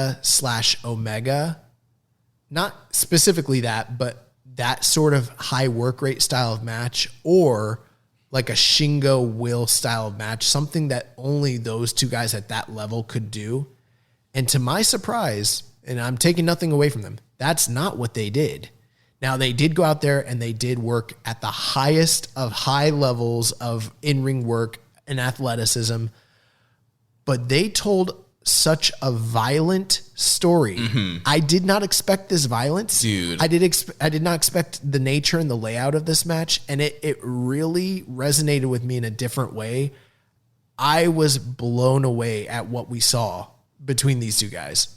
Kenny was murdering this man. Merciless. Like he was living up to the whole Sephiroth thing, the big like final boss. Like Will would try stuff and Kenny would just shut him down. It's the way Kenny was brutalizing him between, you know, the table spot with the double stomp, and then he's bashing Will's head through the table. Well, the thing too is like Don said, like he's like, you know, you're maybe the best athlete today. He's like, but there was a time where there was a lot of great athletes in the NBA, but there's only one Michael Jordan, and what makes him different? There's this killer edge, or there's this championship mentality, and you just don't have that. And he's like, Kenny Omega, he's like, you're maybe the best wrestler alive today, but Kenny is the wrestling god. And he's like, he's going to prove it to you and show you. And like, that's the story they told where it's like, they told a story where it's like, Will's been in there with some of the best. Okada, you can Shingo, a bunch of other names you can name, but he's never faced a guy like Kenny Omega who like went out there and just brutalized him. And the one thing that changed the course of the match more so than anything else was Kenny removed the corner pad and used that exposed corner pad later in the match to set up a reversal off the top rope where he DDT'd him into the exposed buckle and busted him wide open. That spot was so nuts. You know what? The blade job afterwards, everyone's talking about the blade job, and the blade job was great. And obviously it was a blade job because the whole entire United Empire covered him, which I thought was great. I'm not against blade jobs. I'm against exposing them, and they need to be covered up and where you can't see. And they did a great job where it's like that move was so violent. The guy taking a header onto the turnbuckle that it made all the sense in the world why his whole group would cover over him to make sure he's okay. All the while he's doing the blade job. Yeah. And then he comes up and he's a mess. And I'm like, oh, this is so good. And then from there, Kenny just got to work and did all the things you're talking about. That part where he bashed his head through the table. Like, it's funny because Megan's like, they gimmicked that table. I was like, no, they didn't. That's strong style table. she's like, look at the particle board inside. I was like, no, it is like a particle board, but it's a honeycomb structure inside of it that gives it an added layer of strength. I was like, he had to pre-break it so that when he bashed his head into it, it would actually break. I was like, that's a real table. That's not gimmicked at all. Yeah. And then there was another spot where like Will was on the top and he knocked Will down and Will fell head first into the exposed metal again. Oh, Will's selling during this match, like incredible. It was incredible. And you know what? Also, I want to go back. I forgot to make mention of this. Another person who did great selling, Tama Tonga in his match. He's been watching Macho Man matches. I guarantee you, everything. He even did like the twirl of his finger and stuff. But like there is a lot of like Macho Man selling in that match. But Will's selling in this match was next level. And it's so funny for a guy that's been criticized his whole career as being this overseller or underseller at different periods. He's found his right perfect niche. And like, he was struggling getting up the ropes. He was bumbling. It was Terry Funk-esque. It was that level of like, this is life and death. And this guy is losing blood and he's bumbling all over the place. And it started to get uncomfortable with, once the V triggers started coming. Oh my. And they just kept coming. And then, and then Kenny Omega gets on this guy in the mount position and he starts giving him better palm strikes. His palm strikes are better than most shoot stylists, quote unquote, wrestlers that are out there today. Bah, bah, bah. And he's just banging on this dude. And then he starts throwing the fists. And, you know what? I do want to say I do have a detraction. I did not like Kevin Kelly and Don Callis's riffing on each other during the first half of the match. I thought it was too heavy. Now they're one of my all-time favorite like duos, but they were going back and forth and snipping at each other too much. The match should have been at the forefront and they were kind of missing out on some of that a little bit. And I didn't like that. In fact, so much so that I might go and rewatch the match in Japanese to experience it that way. Yeah, I mean, overall, I thought they were fine. But yeah, during the beginning part, there was a lot of like, insulting, get a new suit, Don. They went too long with that. Yeah. But Don, in the second half, Don did what Don does best. And just adds incredible background, noise to Kenny Omega matches in the Dome. And it was real. And then the one part where like, he got up off the desk and they're like, what are you doing, Don? And yeah, because the United Empire was like covering Will. And so, yeah, he was like arguing with them. And they're jaw jacking. That added a lot. And then after like Kenny just started brutalizing Will with V triggers, it got to a point where I was like, Will might not be getting a comeback because the time for him to cut off Kenny and go into his comebacks, like it just kept being further and further away from when you'd expect it. And I was like, oh my God, they might just do like a stoppage and like, and that's the story. Yeah. And then they had Sugabayashi come up and Sugabayashi never gets involved in matches. I saw people online that were like, probably supermarks. I don't know who they are, but they were like, New Japan was reckless with Will Ospreay's health. They're like, this guy couldn't answer the bell. He was bleeding everywhere. He couldn't get up for the 1-2. Remember when, what did Kenny do on the outside to him to where he almost got counted out? What was that? It was, I'm trying to remember now.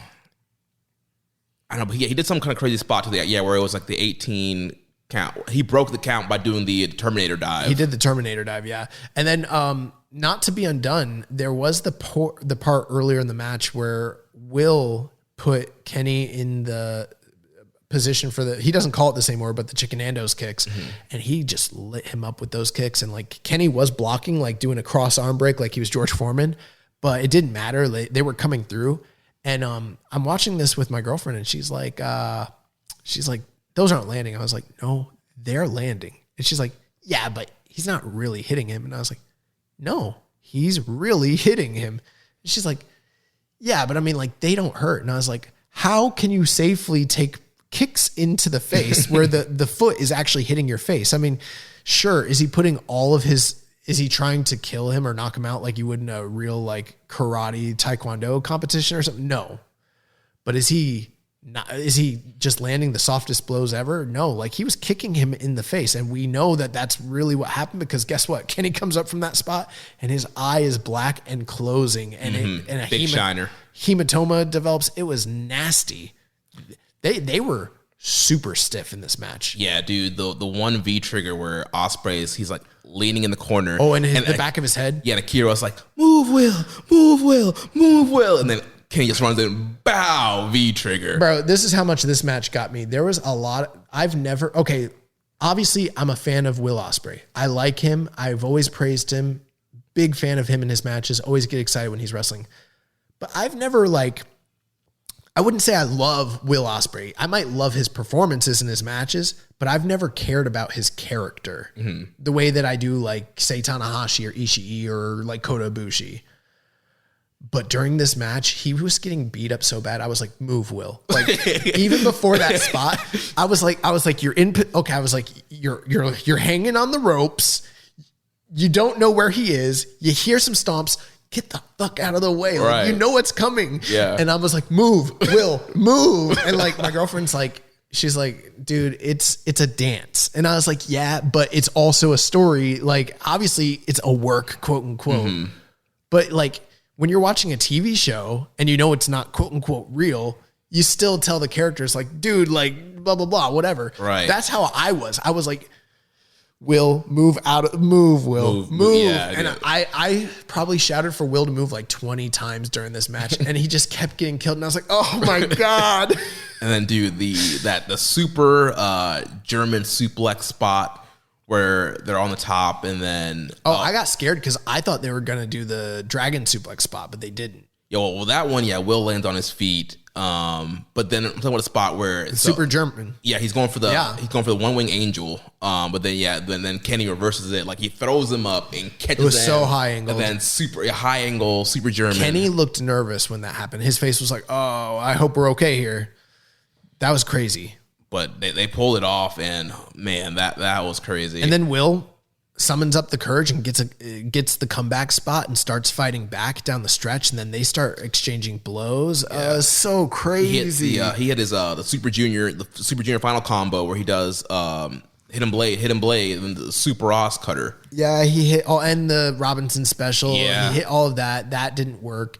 And then he starts hitting hidden blades to the front of the face. I mean, he hit him with a couple hidden blades where I was like, I hope his nose is not broken. Like he really laid him out. And the match was just beautiful. Yeah, dude. Oh man. And then down the tail end, they're doing the wrist clutches and they're trying to fight out of wrist control, very much like Okada and Tanahashi.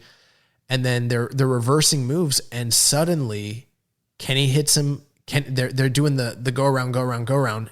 And the other thing too is Will keeps trying the whole entire match. Will is trying, and they're both exchanging power bombs. Will keeps trying to get the Stormbreaker. Yeah. He just can't get it. Very, very reminiscent of Okada Omega 1 in the Tokyo Dome, where Okada never eats a single one-winged angel. Anyways, he gets him in the wrist clutch German, throws him back, and goes for the 1, the 2, Will kicks out, and I was like, oh my God, he's going to Kamigoye him. Dude, as soon as I saw him have both hands, I'm like, yeah, Kamigoye is coming. And once that Kamigoye came, like, I think the commentary team did a great job not selling that they knew it was coming. They're like talking about different things he could do there. And then like all of a sudden it's like, oh, Kamigoye. And it's like, oh, and then it's like the revenge for Kota Ibushi and blah, blah. The only thing that would have made this more perfect is if Ibushi really had been there or shown up in some capacity. Yeah. Which, by the way, like, I know we're not like doing news, but there was that, January 28th or December 28th, Inoki Bombay tribute show. And we were told that Ibushi was there and he was sitting with Sugabayashi and Takami Obari, which who knows if that means anything. Right. We have no idea what's going to end up. There's been a lot of news around Ibushi, but yeah, maybe they're working hard to get him back in the fold, which that would add to this story incredibly.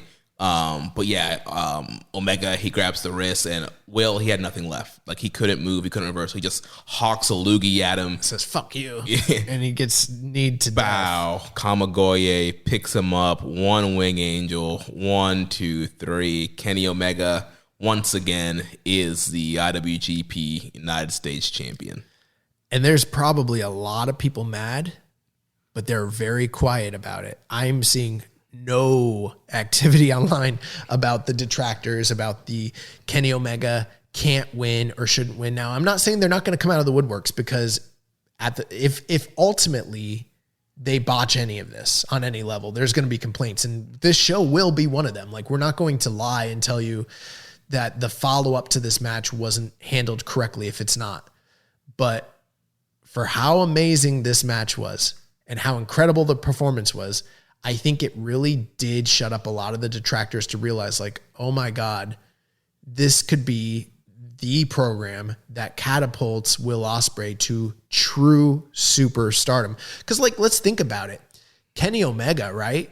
He turned on AJ Styles. People heard about it. Wasn't that big a deal. Mm-hmm. He wrestled Tanahashi, beat him, won the IC belt.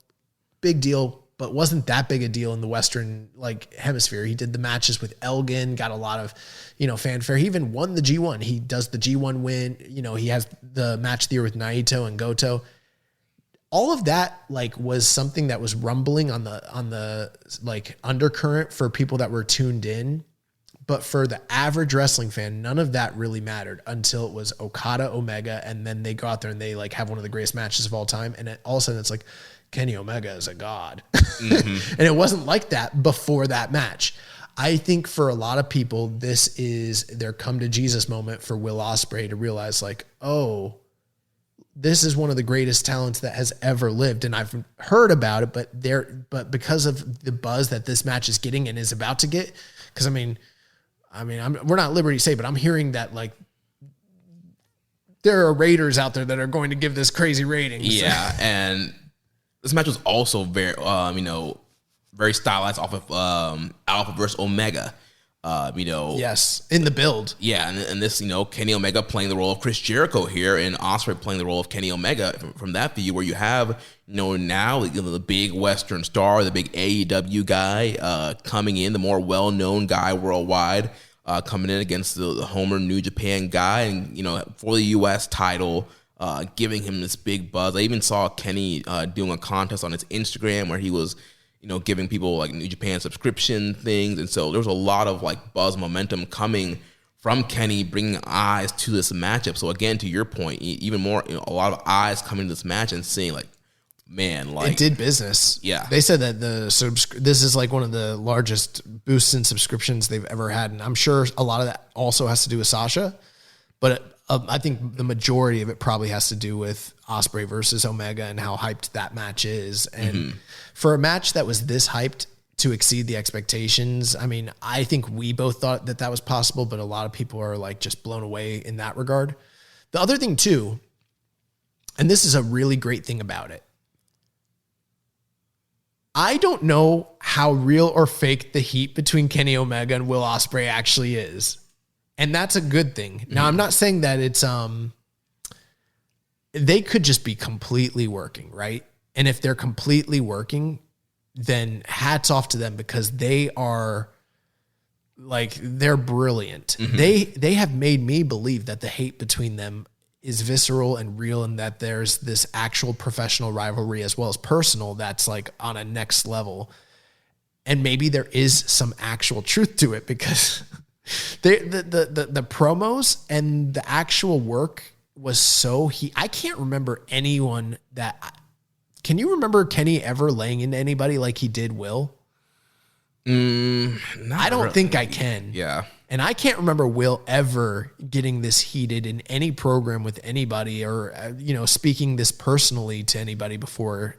And probably Kenny, probably the same way too. So whether it's real or whether it's fake or a mixture of the two, work, shoot, whatever, doesn't matter, because they've got me 100% believing it.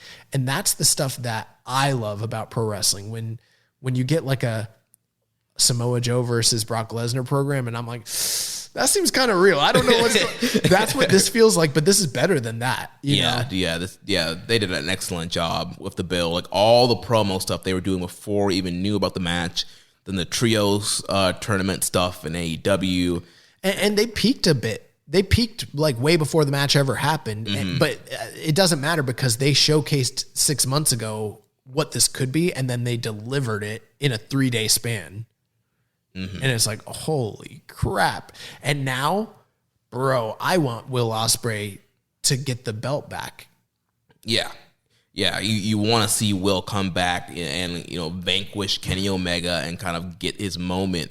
Like he was saying in the post-match, he's like, I just wanted one thing. Like, I've been giving it my all, I've been giving everything. I stayed here in Japan, and the post-match was great. I just wanted this one thing.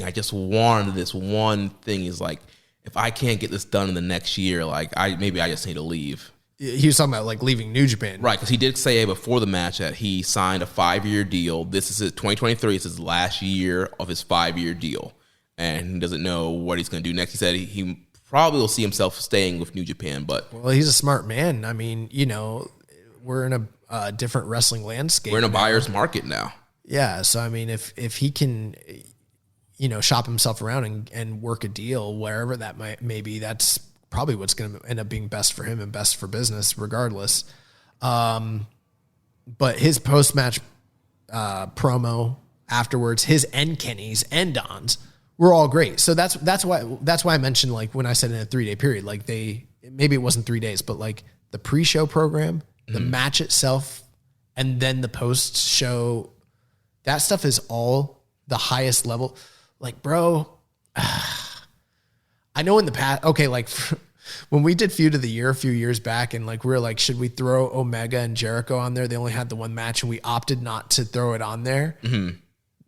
This feels bigger and better than that even did. In a certain way. Maybe not like from a business standpoint, but like the actual, just the program. Even if I think they are going to wrestle again this year, maybe not in New Japan, maybe in AEW, but like, I'm already at the point where like we're looking at the Feud of the Year. Dude, yeah. Feud of the Year is locked up. Match of the Year is locked up. Oh, yeah. I think it's going to be very difficult for anything to top this for Match of the Year right now. Yeah. And here's the other thing too. Okay. Maybe this is a 1-for-1 deal, right? And maybe they will wrestle in America in June or July or May or whatever for Forbidden Door. And Tony Khan will promote the crap out of it. And maybe at that point we will see Will Ospreay get the big win. And that's the end of the story. But I'm kind of feeling like maybe they make you think that that's what's happening. Just like when it felt like Omega was going to beat Okada at Dominion. Mm-hmm, the first time, yeah. The first time. And then he loses the rematch. And maybe Will loses the rematch to Kenny. And maybe we're looking at a rematch in the Dome next year. Mm-hmm. Like, this is my last shot. Like, if I don't beat Omega in the Dome, I'm out of here. Mm-hmm. And then maybe you have him, then you do the Okada chase the next year. Mm-hmm. It's probably a lot of people don't want to hear that, but like, that's the thing that just seems on paper to make the most sense to me. Well, there's money in the chase. You want to, obviously, based off of that one match, you definitely want to do more. And there's more money to be made both in New Japan and in AEW. So I think we're definitely going to see at least one more time this year, if not 3 times. Or like you said, we wait until next year and then Tokyo Dome, Wrestle Kingdom 18, and then run it back there again. There is one negative thing I will say, Jeremy. I think we'll probably disagree on this, but I just need to get my feelings out there about this. As much praise as we're throwing on this match, as incredible as it is, and for me, this is an easy 5-star, easily probably match of the year. This was just phenomenal. And also, I still feel like they left a lot on the table. Mm-hmm, as talented as those two guys are, I feel like they didn't have... We didn't get a V-trigger Oscutter counter. We didn't get the Stormbreaker at all. There's a lot. There's so much we didn't get. I personally don't agree with those people that are saying that they think that this is easily for them in their top 5 or 3 or best, or I've even seen people be like best match of all time already. I don't agree with that. And part of the reason why is because I think, and this is just my feeling, we have seen too much top end wrestling in just this company alone in the past 6 years. And that's just putting aside like the top end stuff from like All Japan in the 90s or like Joshi in the 90s or any other number of fantastic matches you want to draw out. But like I could just off the top of my dome, the Okada Omega series, which take your pick, the Omega Naito series, take your pick. Okada versus Shibata, Tanahashi versus Ibushi G1 finals. Now, I'm not saying that this match isn't in the conversation with those matches. I'm not saying that at all. What I am saying is that for me, there's no way that I could watch this particular match and turn around and be like, better than all of those. There's just no way. Like those And I feel like Dave is going to turn around and do that. And I don't think that that's indicative of how good. Now, this match was very, very, very, very, very, very good. But let me put it to you this way. The first time I saw Okada Omega, I said to myself, I've never seen anything this good in my entire life. And when I watch it back, I still always feel that way. The first time I saw Kenny and Hangman and the Bucks, I said, this is maybe the greatest tag team match. The only other tag team match I put in that level is like the 95 Holy Demon Army versus Super Generation match. I didn't feel that way watching this. I was blown away. I loved it. 5 stars, amongst the greatest of all time. But I didn't think it was that much better than Shuri Julia from just a few days ago. Let me put it that way. Yeah, I don't know. For me, I watched Shuri Julia. I went 4.75 on that. And for me, I guess also being more invested in Ospreay and Omega. And I think that's a lot of it. I think it's the investment in them as characters and the hype. But for me, I watched this match twice already. Yeah. And I'm just like, this was a next level. And I know a lot of people don't like when Dave does 6 and 7 or whatever and bashing it. But I think you get to a point where all right, like you're saying, you have all these 5-star matches. How do you determine between, okay, what is the best 5-star match? But to me, I'm just like, this thing was like a masterpiece. This was another level than a lot of stuff that we've been seeing in New Japan, especially during this pandemic era. Obviously, Will and Shingo and Will and Okada have been holding it down. But I think this is... I couldn't say specifically which one. Probably the match of the year from 2 years ago, the Will Shingo match, the one from, what was it, Dontaku? Yes, for the 2021. That was our match of the year, right? Yeah. I didn't think this was like that. From an in-ring standpoint, this was not better than that. From a story standpoint, it probably was. From an actual match, like the actual moves itself, this is not better than Shingo Will.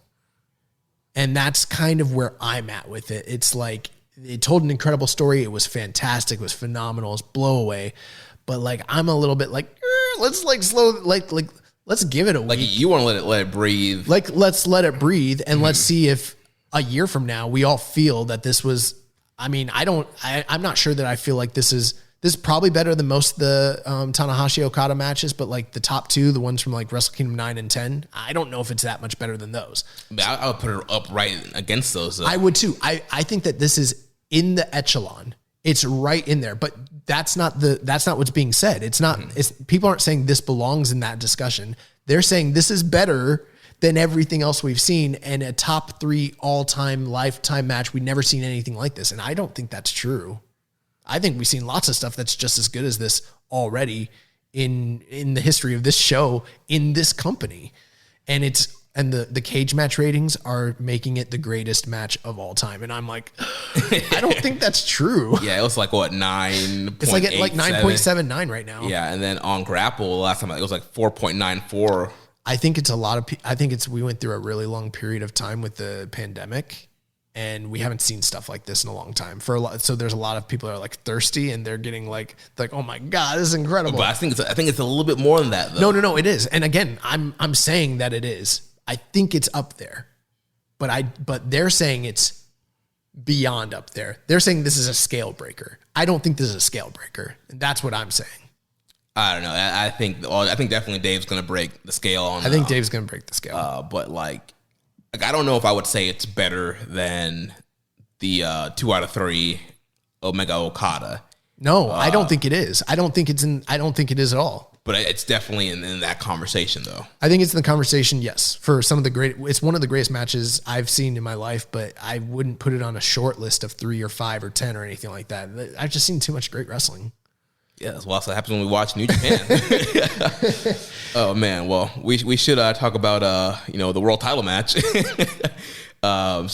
Main event 2 for the IWGP World Heavyweight Championship. The Rainmaker Kazuchika Okada defeats Switchblade Jay White to regain the title. And personal for me, watching live, after watching Omega and Ospreay, I was like, I had a hard time getting into this match.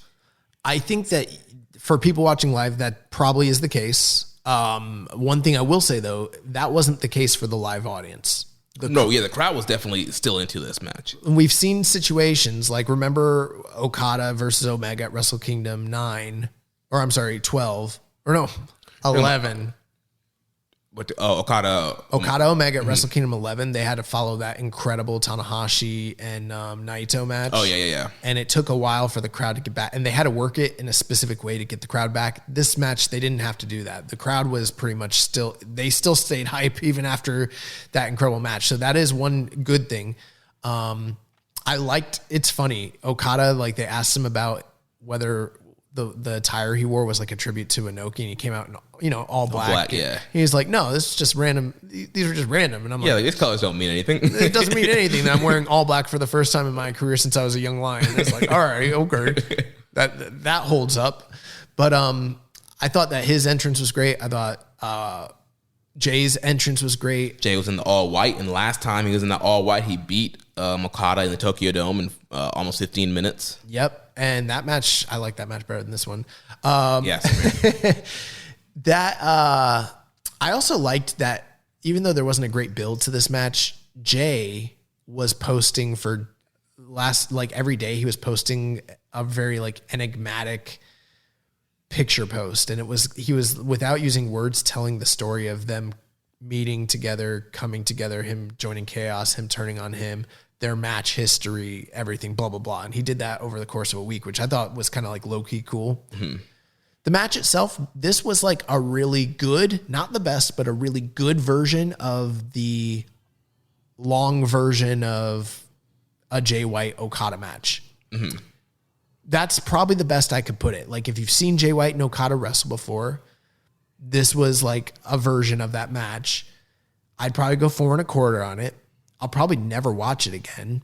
I thought that, Okada winning was the right call, and pretty much everyone saw that coming from a mile away. I did like their match at Dominion this past year better than this match. Mm-hmm. And considering how great the match was that was in front of them, and considering that they're the main event of the Tokyo Dome for the first time when fans are returning, and how inventive and creative both of those guys are, I would have expected them to maybe do more or tell a better story. And they kind of just went out there and had an Okada Jay White match. No better, no worse. It was what it was. Okada picked up the win. The only 2 big things that stand out in my memory is Okada kicked out of a Blade Runner. Yep. No one's ever kicked out of that I can recall. I think Ibushi did. Oh, that's right. Okay. So that's rare. Mm-hmm. And then Okada did a flipping senton to the outside off the top rope, which is very rare for him. Mm-hmm. Other than that, there was not like anything vastly unique or Okada did do a Blade Runner on a Jay. Oh yeah. They both stole each other's finishers. Mm-hmm. And to me, I'm not opposed to that, but it's kind of WWE-ish. It is, but New Japan doesn't really do it. They don't do it. But it's fine for me, especially for Jay. Like, I don't think anybody's... We've seen no one's ever done it to him. New Japan, sometimes people that do each other's finishers, but nobody's ever hit Jay with the Blade Runner before. AEW's been doing a lot of it though too, so that's another reason why I probably have a little bit of a distaste, because they've been doing a lot of matches where people steal their finishers too. Yeah. But I agree with you. I'm 4.25. Thought it was a really good Okada Jay matchup. Some cool sequences. Okada I feel like he was knocking the soul out of Jay White with some of those Rainmakers. Especially the last one. But yeah, I thought the closing sequence was really good. Like I was saying with Okada hitting a Blade Runner of his own, and then each other there was a lot of like reversals of the Rainmaker until finally Okada, he hits the Flosion landslide and then does the Rainmaker and gets the win. Then post-match, he's doing his post-match comments, and Shingo comes out and challenges Okada for the title, says he's going to win KOPW title and stand across him for the title. And then Okada sends everybody home happy, does the Ich Ni San Da on the stage, and they play Inoki's music, and it was a great way to close out that show. Yeah. Post-match, both guys... were interviewed, and I thought that Jay, while I think it went a little too long, Jay cut a really, really impassioned promo, and we've seen him do that before after the Tokyo Dome loss. What was that? Was that last year? Yeah, the whole, was it last year or the year before? I'm Jamie. I can't remember if it was last year or the year before. I think it might have been the year before. I can't remember now. Yeah, I don't Who did Jay wrestle last year? I don't even remember. Bro, I don't remember. Well, anyways, we've seen him do that before, and that one was probably better than this, but he really went through the whole... He told us... Oh, he wasn't on the Tokyo Dome last year. That's right. I was going to say that might have been the case, but I couldn't recall if that was or not. Yeah, so it was the year before. Okay. Well, with this promo, he did a lot of soul searching, and he kind of like went through all of his monikers, all of his nicknames, and all the different things that have kind of gone on over the past year and a half with his character, and almost like remorseful, like in unbelief that like everything that's happened in his Bullet Club run has led to this moment where he thought it was going to be his crowning achievement, and he failed, and he's not sure why. And he's like back at the drawing board, but he's also like a man defeated and like dejected, but like frustrated, but also angry, and like he's giving in, but he's not giving in. It was blamed a lot on Hikuleo. At the end, that was the one thing he was like, the only thing that didn't fall into place with my plan was Hikuleo. So he's like gunning for Hikuleo because he ruined his life, and he's like, you hurt me, so I'm going to hurt you essentially. And but I saw a lot of people that saw this and were like I don't know if this is like a collective thing, but there does seem to be a contingent of fans that are big time Jay White supporters, and they were like having a field day last night talking about all of you people that complained about the build and the lack of build and the lack of character growth with Jay don't realize that everything they were going to do with him has had to be put on hold because of the pandemic. And now they're clearly going back to it. And they're like, and clearly something is changing with him as a character, and we're moving forward. And they were like rejoicing. But I felt like watching that this is a man on the way out of the company. And we said during the preview for the show, we don't know anything, but it just feels like he's out of there, like he's gone. And that now we could be wrong, but we're about to talk about New Year Dash, and coming out of this promo and then the fallout of New Year's Dash, it really made me start to be like, this guy might be for real on his way out of New Japan Pro Wrestling. Mm-hmm. And maybe we're getting worked, But that seems to be the direction they're going. And for better or for worse, that might be a good thing. I mean, if it is the swan song for Jay and him moving on to greener pastures for him, that might be good. Or that if he is staying, this might be the exact sort of shakeup for his character that needs to take place for any of this to keep working. Because right now, he has felt cooked and stale for years. Yeah, and people who want to say, oh, they waited for the pandemic, well, they put the belt on this man in June in Dominion, and he disappeared. Yeah. Like he was barely in Japan. Yeah. He was only doing New Japan Strong, working his little 10-minute tag matches against, Dark Order guys and stuff like that. Like, I'm not even blaming it all on him. I think a lot of this falls on the company too, but right. He has felt like a man departed from the company for a year now. Yeah. And he was champion for 6 months. The only thing that has happened this year that has mattered when it comes to Jay White is the Tama Tonga feud. And outside of that, it's been literally nothing, including this Tokyo Dome title feud and match. Yeah. So we're going to talk about a New Year Dash real quick here. I think we can focus mainly on the result and the angles of a very angle-heavy New Year Dash. Hopefully we can remember all the angles. Well, I got the review up here, and we just got done watching it not too long ago. They did hold this one from Ota City War Gymnasium as opposed to traditionally we used to get it from Cork and Hall. So right, but the last dash. Oh yeah, that was in a Ota or Tokyo Dome City Hall or something. It was like Tokyo Dome City Hall or something like that. I don't know the name of it, but yeah. So I'll run through the matches real quick. But it was a clapping crowd. Yeah, it was. Because it's a government building. Yeah, it looked great, but they didn't have it was all clap crowds. So that kind of sucked. Yeah. So opening match, we had Evil, Dick Togo, and Yujiro of the House of Torture. They defeated Ren Narita, Tiger Mask, and Tomioka Hanma. Tons of shenanigans there. Towards the end, after the post-match, they were beating down Narita, and then out came Suzuki, and out came Desperado.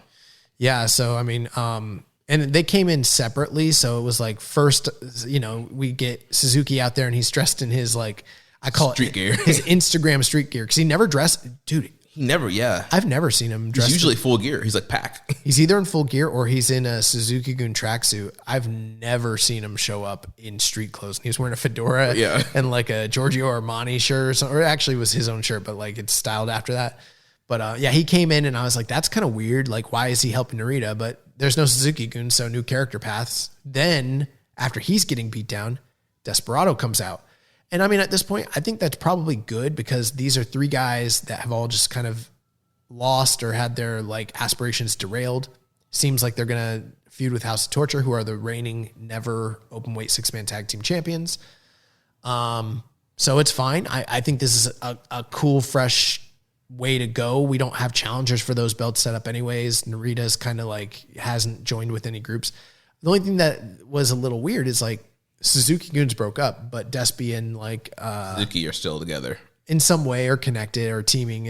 I don't know. It's why did we break up? But whatever. Right. And then even next thing. So then we had Taichi, Doki, and Kanemaru being accompanied by Takamichi Noku all together again. And they faced off against Will Ospreay and Catch 2-2 before the match. Taka, he cut a promo and says that they are just 4 guys.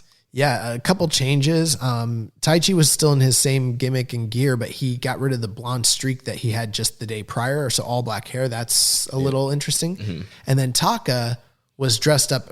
We never see him. He was in a suit with glasses and a scarf. Mm-hmm. So maybe they're trying to work some gimmick, but then he cuts a promo and says, we are just 4 guys. And that's the name of their group. And it's bro, I said when this group broke up, I was worried about Doki and about Taichi and wasn't sure where Kanemaru was going to fit in. And it's you're just 4 guys. You're Jags. Yeah. You're just 4. You're just guys. That's one of the worst group names. That's worse than the Union. That's worse than any terrible undercard dark team that's been named on AEW. This is horrible. And then throwing up the 4. It's just 4 guys. But then they turn around, and because it is Doki, Taichi, and Kanemaru, they turn around and probably have the match of the night with United Empire, and they have a great match. But that this United Empire group, especially Will came out and just pissed. Yeah. And like lately they've been feeling kind of like tweeners who are a little bit heel leaning. This felt very heel leaning, and they wanted to get their pound of flesh. So. Yeah. Ospreay, he was going after Taichi, and Catch 22 going after Doki and Kanemaru, but Doki was able to kind of get the quick win over on Akira towards the end of the match there. So clearly they're setting up Doki and Kanemaru to challenge Catch 22, and then Ospreay and Taichi had a big brawl post match. It looks like he kicked Taka in the balls. Oh yeah, he kicked Taka in the balls, and then he was talking crap to Taichi. He was like, "Why don't you go talk to your friend Zach?" Oh, Zach won't talk to you anymore, and Taichi got pissed, and that's when they started fighting. Yeah, so I don't know if they're going to continue any sort of program between them, but we're definitely getting a tag team junior title program coming out of this. So there is that. And it looks like they're trying to get a little heat back on United Empire after, Will losing in the Dome.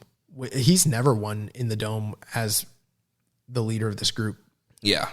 United Empire has a pretty bad track record in Tokyo Dome. So then after that, we had Zack Sabre Jr., Mike Nichols, and Shane Hayes, TMDK. They defeated the Chaos team of Bishamon and Ishii. So first time we're seeing Sabre with Nichols and Hayes. They're calling him the front man of TMDK.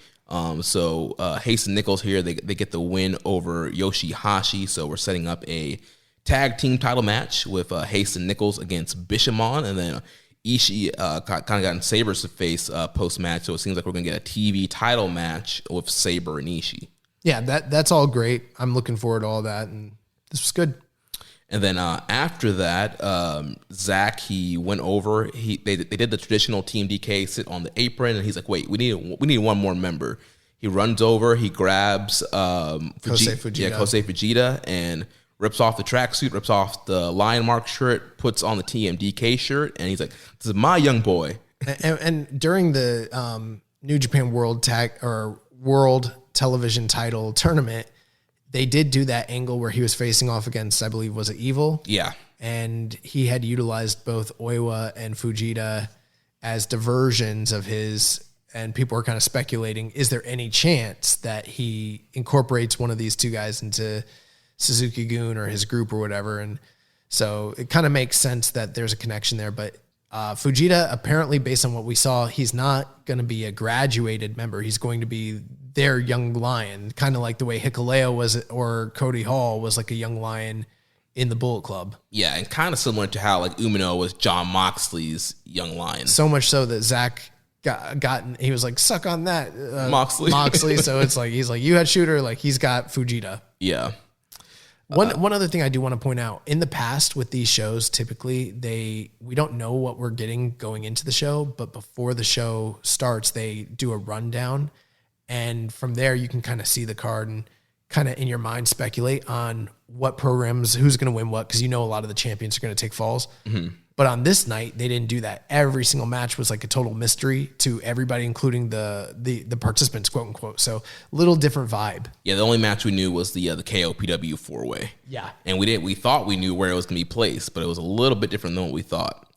Then after that, we had Umino, Taguchi, Makabe, and Yo. They defeated Bushi, Naito, Hiromu, and Sanada.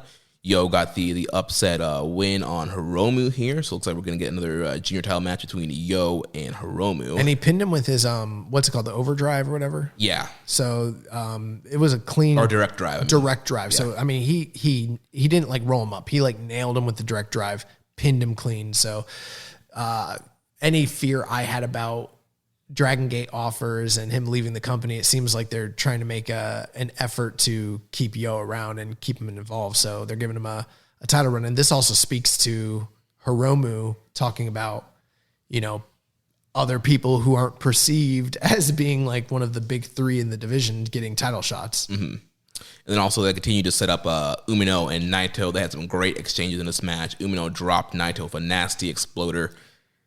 Taguchi needs to get new gear. Like, you make a lot of money, just buy some new gear. Like, you cannot be wrestling in constantly ripped gear. It's horrible. His horse masked gear is fresher and better looking than his Taguchi gear. So after the match, Yo grabbed the mic, made the title challenge. Then we went to Wato, Hikuleo, Tanahashi, and Tama Tonga. defeating Jay White, Kenta, ELP, and Ishimori by disqualification when ELP hit, who did he hit with the Never title? Was it Hikuleo that hit with the Never title? No, he hit Tama Tonga. Yeah, hit Tama Tonga with the Never title. That's right, because they're setting up that Never title match. So, yeah, we got a DQ, and then Jay White just went ballistic after the match, grabbed a chair, and was just broke the chair over Hikuleo. Well, Kenta also took the title and smacked Tanahashi in the face with it, too. Yeah. But, yeah, Jay's beatdown got to the point where even, like, ELP was trying to stop him from beating up Hikuleo.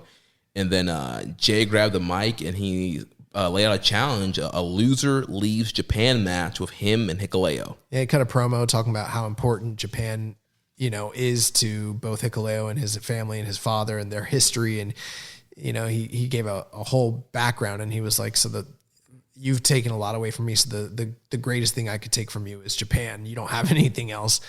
And so you and me 1-on-1, loser leaves Japan, which is like, bro, if they're going to stick to that stipulation, which they may, I don't know. They've never done this before. They don't really do too many loser leaves town matches in Japan. Mm-hmm. But if they do that and Jay loses, then that's the clear sign. He's out of here. He's out of here. And there are probably some Jay White like people that are like, that hate him and are hoping that this is his exit and they're like good riddance. And then there's people that love him and are very, very nervous. And I'm kind of on the fence where I'm like, I don't really know what to expect from them. I can't see them. I can't see them getting rid of Hikuleo unless they're sending him away to repackage him. Which I doubt. He pretty much just got repackaged with joining Hantai and his brothers, and they've been giving him a push. This seems to tell, and I mean, the other thing they could have done is beat him out of the group, a la AJ Styles all those years ago. But this seems like Jay is on the way out. And we've kind of been alluding to it on this show, and I think maybe we were right. Or maybe they're subverting our expectations and playing off public perception, and they're going to do something different that we're not expecting. Either way, this whole thing became very interesting. Yeah.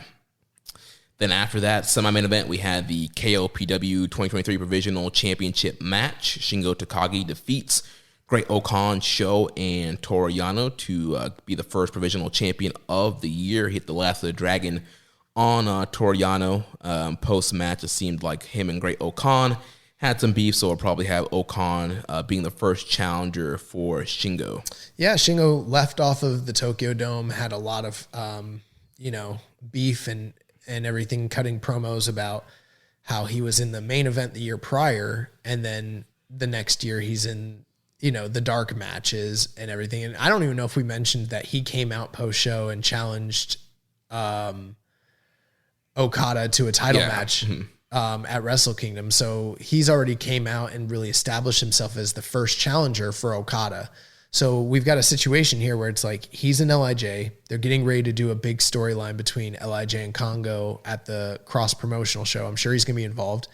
And he's the KOPW champion, and it seems like they might be setting up him and Okan. And he's the number one contender to Okada and getting ready to have a big match with him. And I believe they made it sound like it was February. So he's gone from being an afterthought to being a primary player in 3 different storylines in the company simultaneously. Yeah, so all Shingo fans, he's kind of back on track now and being put in, big main event against Okada, being in KOPW, which has the title now, and then this big interpromotional feud as well. I did not like, I don't like the look or the design of the new KOPW title. Yeah, it looks very cheap. Yeah, it looks cheap, and I don't like the Velcro on the back, even though that probably makes it easier for people to put the belts on. I'm just not a big fan of the last 2 belt designs, that and the TV title. The TV title. Yeah. So then we had the main... Oh, also, last thing. Shingo was like talking about how he's like, it makes no sense. I fought for this thing all during the one of the pressers. He's like, I fought for this thing all year. Then at the end of the year, I win it. And now I'm not champion again. It makes no sense. He's like, but at least there's an actual belt. And I'm like, did you just hear yourself? You are satisfied holding a title, like a title belt, even if you're not the actual champion. That's a fucking belt mark. Well, that's what he wanted this whole time. He wanted a physical title, a physical belt, and not the trophy. The only thing I do like about the title, they have nameplates on the side. I don't know if you noticed this, where every year the final champion gets engraved into the belt. So they have the first 3 champions engraved, and they have open slots for the remainders. Yeah, I do like that. That's a cool design. So then the main event. At this point, I was questioning, like, wait, what? I was spoiled on this. I knew what the match was, and Jeremy's like, well, Okada hasn't come out, but all of his teammates have already wrestled. I mean, is he going to defend the title? And I'm like, bro, you're forgetting something. Like, and he's naming everybody on the roster. He's like, they've already been out here. And all of a sudden, like, you hear like, yeah. And Jeremy's like, what? And it's funny, they cut to a girl in the crowd. She's crying. It was just so funny. And then Jeremy's like, wait, are Omega and Okada gonna team together? Yes. Like, yeah, bro. Oh my gosh, yeah. So yeah, Kenny Omega, Kazuchika Okada, 2 new champs. They teamed up for the first time to defeat United Empire's Jeff Cobb and Aaron Henare, and this was a really fun main event and just kind of a crazy moment, almost like seeing Okada and Tanahashi team for the first time. But yeah, seeing Okada and Omega team for the first time, just kind of a crazy moment. Crowd, they couldn't cheer. They were rumbling. They were oohing and awing. They were loving this. And Omega and Okada hit a Rainmaker V-trigger combo. Okada gets a pin off of Aaron Henare. In post-match, Kenny and Jeff Cobb were jaw-jacking, so it seems like Jeff Cobb will be Kenny's first challenger for the IWGP US Championship. And then we have the closing match promo with Okada, and Shingo once again interrupts Okada and challenges him again. He says, like I said, I was going to win KOPW, come in with that title and challenge you again. And Okada accepted the challenge for the future title match. We don't know when that match is happening because Chris Charlton did say that he got the date wrong in the translations when Shingo was cutting his promo on Wrestle Kingdom 17. I'm assuming, we have a lot of new beginning shows coming up at the end of this month and in February. It'll be on those bigger shows. But yeah, that was New Year's Dash, a very angle-heavy show. Lots of new directions, a lot of fresh feuds, fresh matchups. Here's the funny thing. Because it seems like they're setting up a Jeff Cobb versus Kenny Omega title match, and I don't know if that will happen in Japan or if that will happen for AEW or if that will happen for New Japan of America, because they're also having pay-per-view shows as well, and there's 3 options there. Mm-hmm. But I don't know if I said this to you, Jeremy, before, but Rich Latta will back me up on this. Being him, we talk quite a bit, like, because both of us have work from home jobs and, like, we're not working, we'll just call each other. And when we were booking this whole thing out, I was like, Kenny's going to beat Will. And then he's like, well, what does he do in between? And I was like, well, he could be defending the title periodically in big spots. And I was like, there's probably some names that could use a big Kenny Omega match for guys that would benefit, that wouldn't be capable of winning the title right now. And I was like, for instance, and I swear to God, I was like, Jeff Cobb would be the perfect guy to face him next. I was like, he's been to America. He's been on Tony Khan's television before. They tried to make an offer to sign him in the past. He's a guy that's like done historic things in the G1, and he's never held that title. He's the perfect guy. Mm-hmm. And lo and behold, who do they bring out to challenge this man for his belt? Also, don't be surprised if in Winnipeg, AEW doesn't do Kenny versus Jericho 3 for the U.S. title, considering their history, considering the city, considering their history with that title. They're probably going to do that. And so people are going to complain about Kenny not being in the company, but look what we're getting out of it. And I'm excited one way or the other. I thought that this show was jam-packed with a lot of, heavy angles, and it's a lot of fresh direction. It's going to be very interesting to see what's on the horizon for some of this stuff. Yeah, and then also we still have the other night of Wrestle Kingdom 17 on January 21st, and that was confirmed once again, just like last year, to be a joint show between New Japan Pro Wrestling and Pro Wrestling Noah. So they made that announcement official today. Will be just like last year in Yokohama Arena, cross promotion. They didn't specify a card. A press conference to announce the full card will take place on Noah's official YouTube channel on 3 a.m. Eastern on January 6th. So by the time you hear this, that card should be announced. Okay, so we don't know the card yet, but it sounded like they were probably not just doing tag matches with Congo and LIJ. They've got other things. Yeah, Kano made it very clear. He's like, I want some singles matches. So yeah, maybe we get Kano versus somebody. One other interesting thing I forgot to mention. I saw in Tokyo Sports today that there was a report about that Okada has been signed not to New Japan, but to Bushiroad for a little while now. And that there are plans potentially aspirations to basically insert him in a management role down the road, potentially like a presidentship like we used to see with other wrestling companies. They haven't done that in a long time. Yeah, that's very interesting. Yeah, I obviously I don't speak Japanese, so I can't totally understand the article, but that seemed to be the gist of it, and that might have something to do with a lot of the post-match like comments we saw from him on both of these days. So I don't know. Yeah. But man, a lot to unpack here, a lot to discuss. I think we kept it kind of short for us, actually. Well, we're about hitting up that 3-hour mark right now, but yeah, we got in Tokyo Dome, New Year's Dash, and that's going to wrap it up for us for this week. Make sure you check out Josh's solo episode he did earlier this week reviewing NJPW Tamashi, which is the Oceanic brand coming from New Japan Pro Wrestling. I will figure out how to get better audio quality. I was having issues with my throat, so my voice is not nearly as bombastic as it normally is, and even still, I'm kind of struggling today.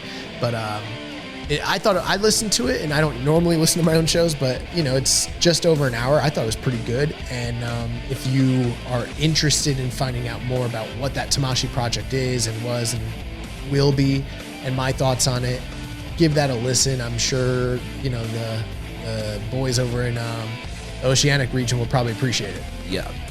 So next week we'll be back to announce the winners of the 2022 Keepin It Strong Style Year-End Award. So stay tuned for that next week. And so if you enjoyed today's show, please consider making a donation. Visit socialsuplex.com/donate and click on the donate button under the Keepin It Strong Style logo. Make sure you connect with us on social media. On Twitter, the show is at KI Strong Style. You can follow the network at Social Suplex. You can follow me at Jeremy L. Donovan. On Facebook, we're facebook.com/Social Suplex. On Instagram, we're at Social Suplex. On Reddit, I am the Pro Black Guy. Josh is Keeping a Strong Style. You can email me, Jeremy at socialsuplex.com. And check out all the other shows that we have here on the Social Suplex Podcast Network. One Nation Radio, hosted by Rich Latta and James Boyd. And James has been in Japan. Last 2 weeks he was at the Tokyo Dome and a lot of year-end shows, so you'll have a lot of great perspectives to share on One Nation Radio. We also have The Grave Consequences with Caleb and Maserati, All Things Elite with Floyd and Austin, the AEW Match Guide podcast by Sir Sam, and the Great Match Generator by Danny Kukler. Don't forget to subscribe and leave a rating and review, and we will catch you next week on Keeping It Strong Style, the ace of podcasts. Ichiban. Goodbye and good night. Bang. Thank you for listening to Keepin' It Strong Style. We'll see you next time. And now another no-brainer money-saving tip from Progressive. It looks like your luggage is over 50 pounds. Is there anything you can take out? Oh, yeah. Let me just toss all these $20 bills. Great. Let me grab you a trash can. Stop. Instead of throwing money away, move some clothes into a carry-on. And here's a better tip from Progressive on how not to waste money. Don't pay too much for car insurance. Drivers who switch and save could save hundreds. Progressive Casualty Insurance Company and Affiliates. Potential savings will vary. White Castle is offering Sloppy Joe sliders and mac and cheese nibblers for a limited time only. These offerings are the perfect comfort food for the season. Cravers and non-cravers alike will enjoy our 3 Sloppy Joe sliders and mac and cheese nibblers. Nothing says cozy like the Smoky Joe and cheddar cheese with crispy onions, the Spicy Joe with jalapeno cheese and jalapeno crisps, and the Sloppy Joe with the sweet and tangy flavor, and the crispy on the outside, creamy on the inside mac and cheese nibblers. Get the comfort food you crave at your nearest Castle. Limited time only at participating Castles.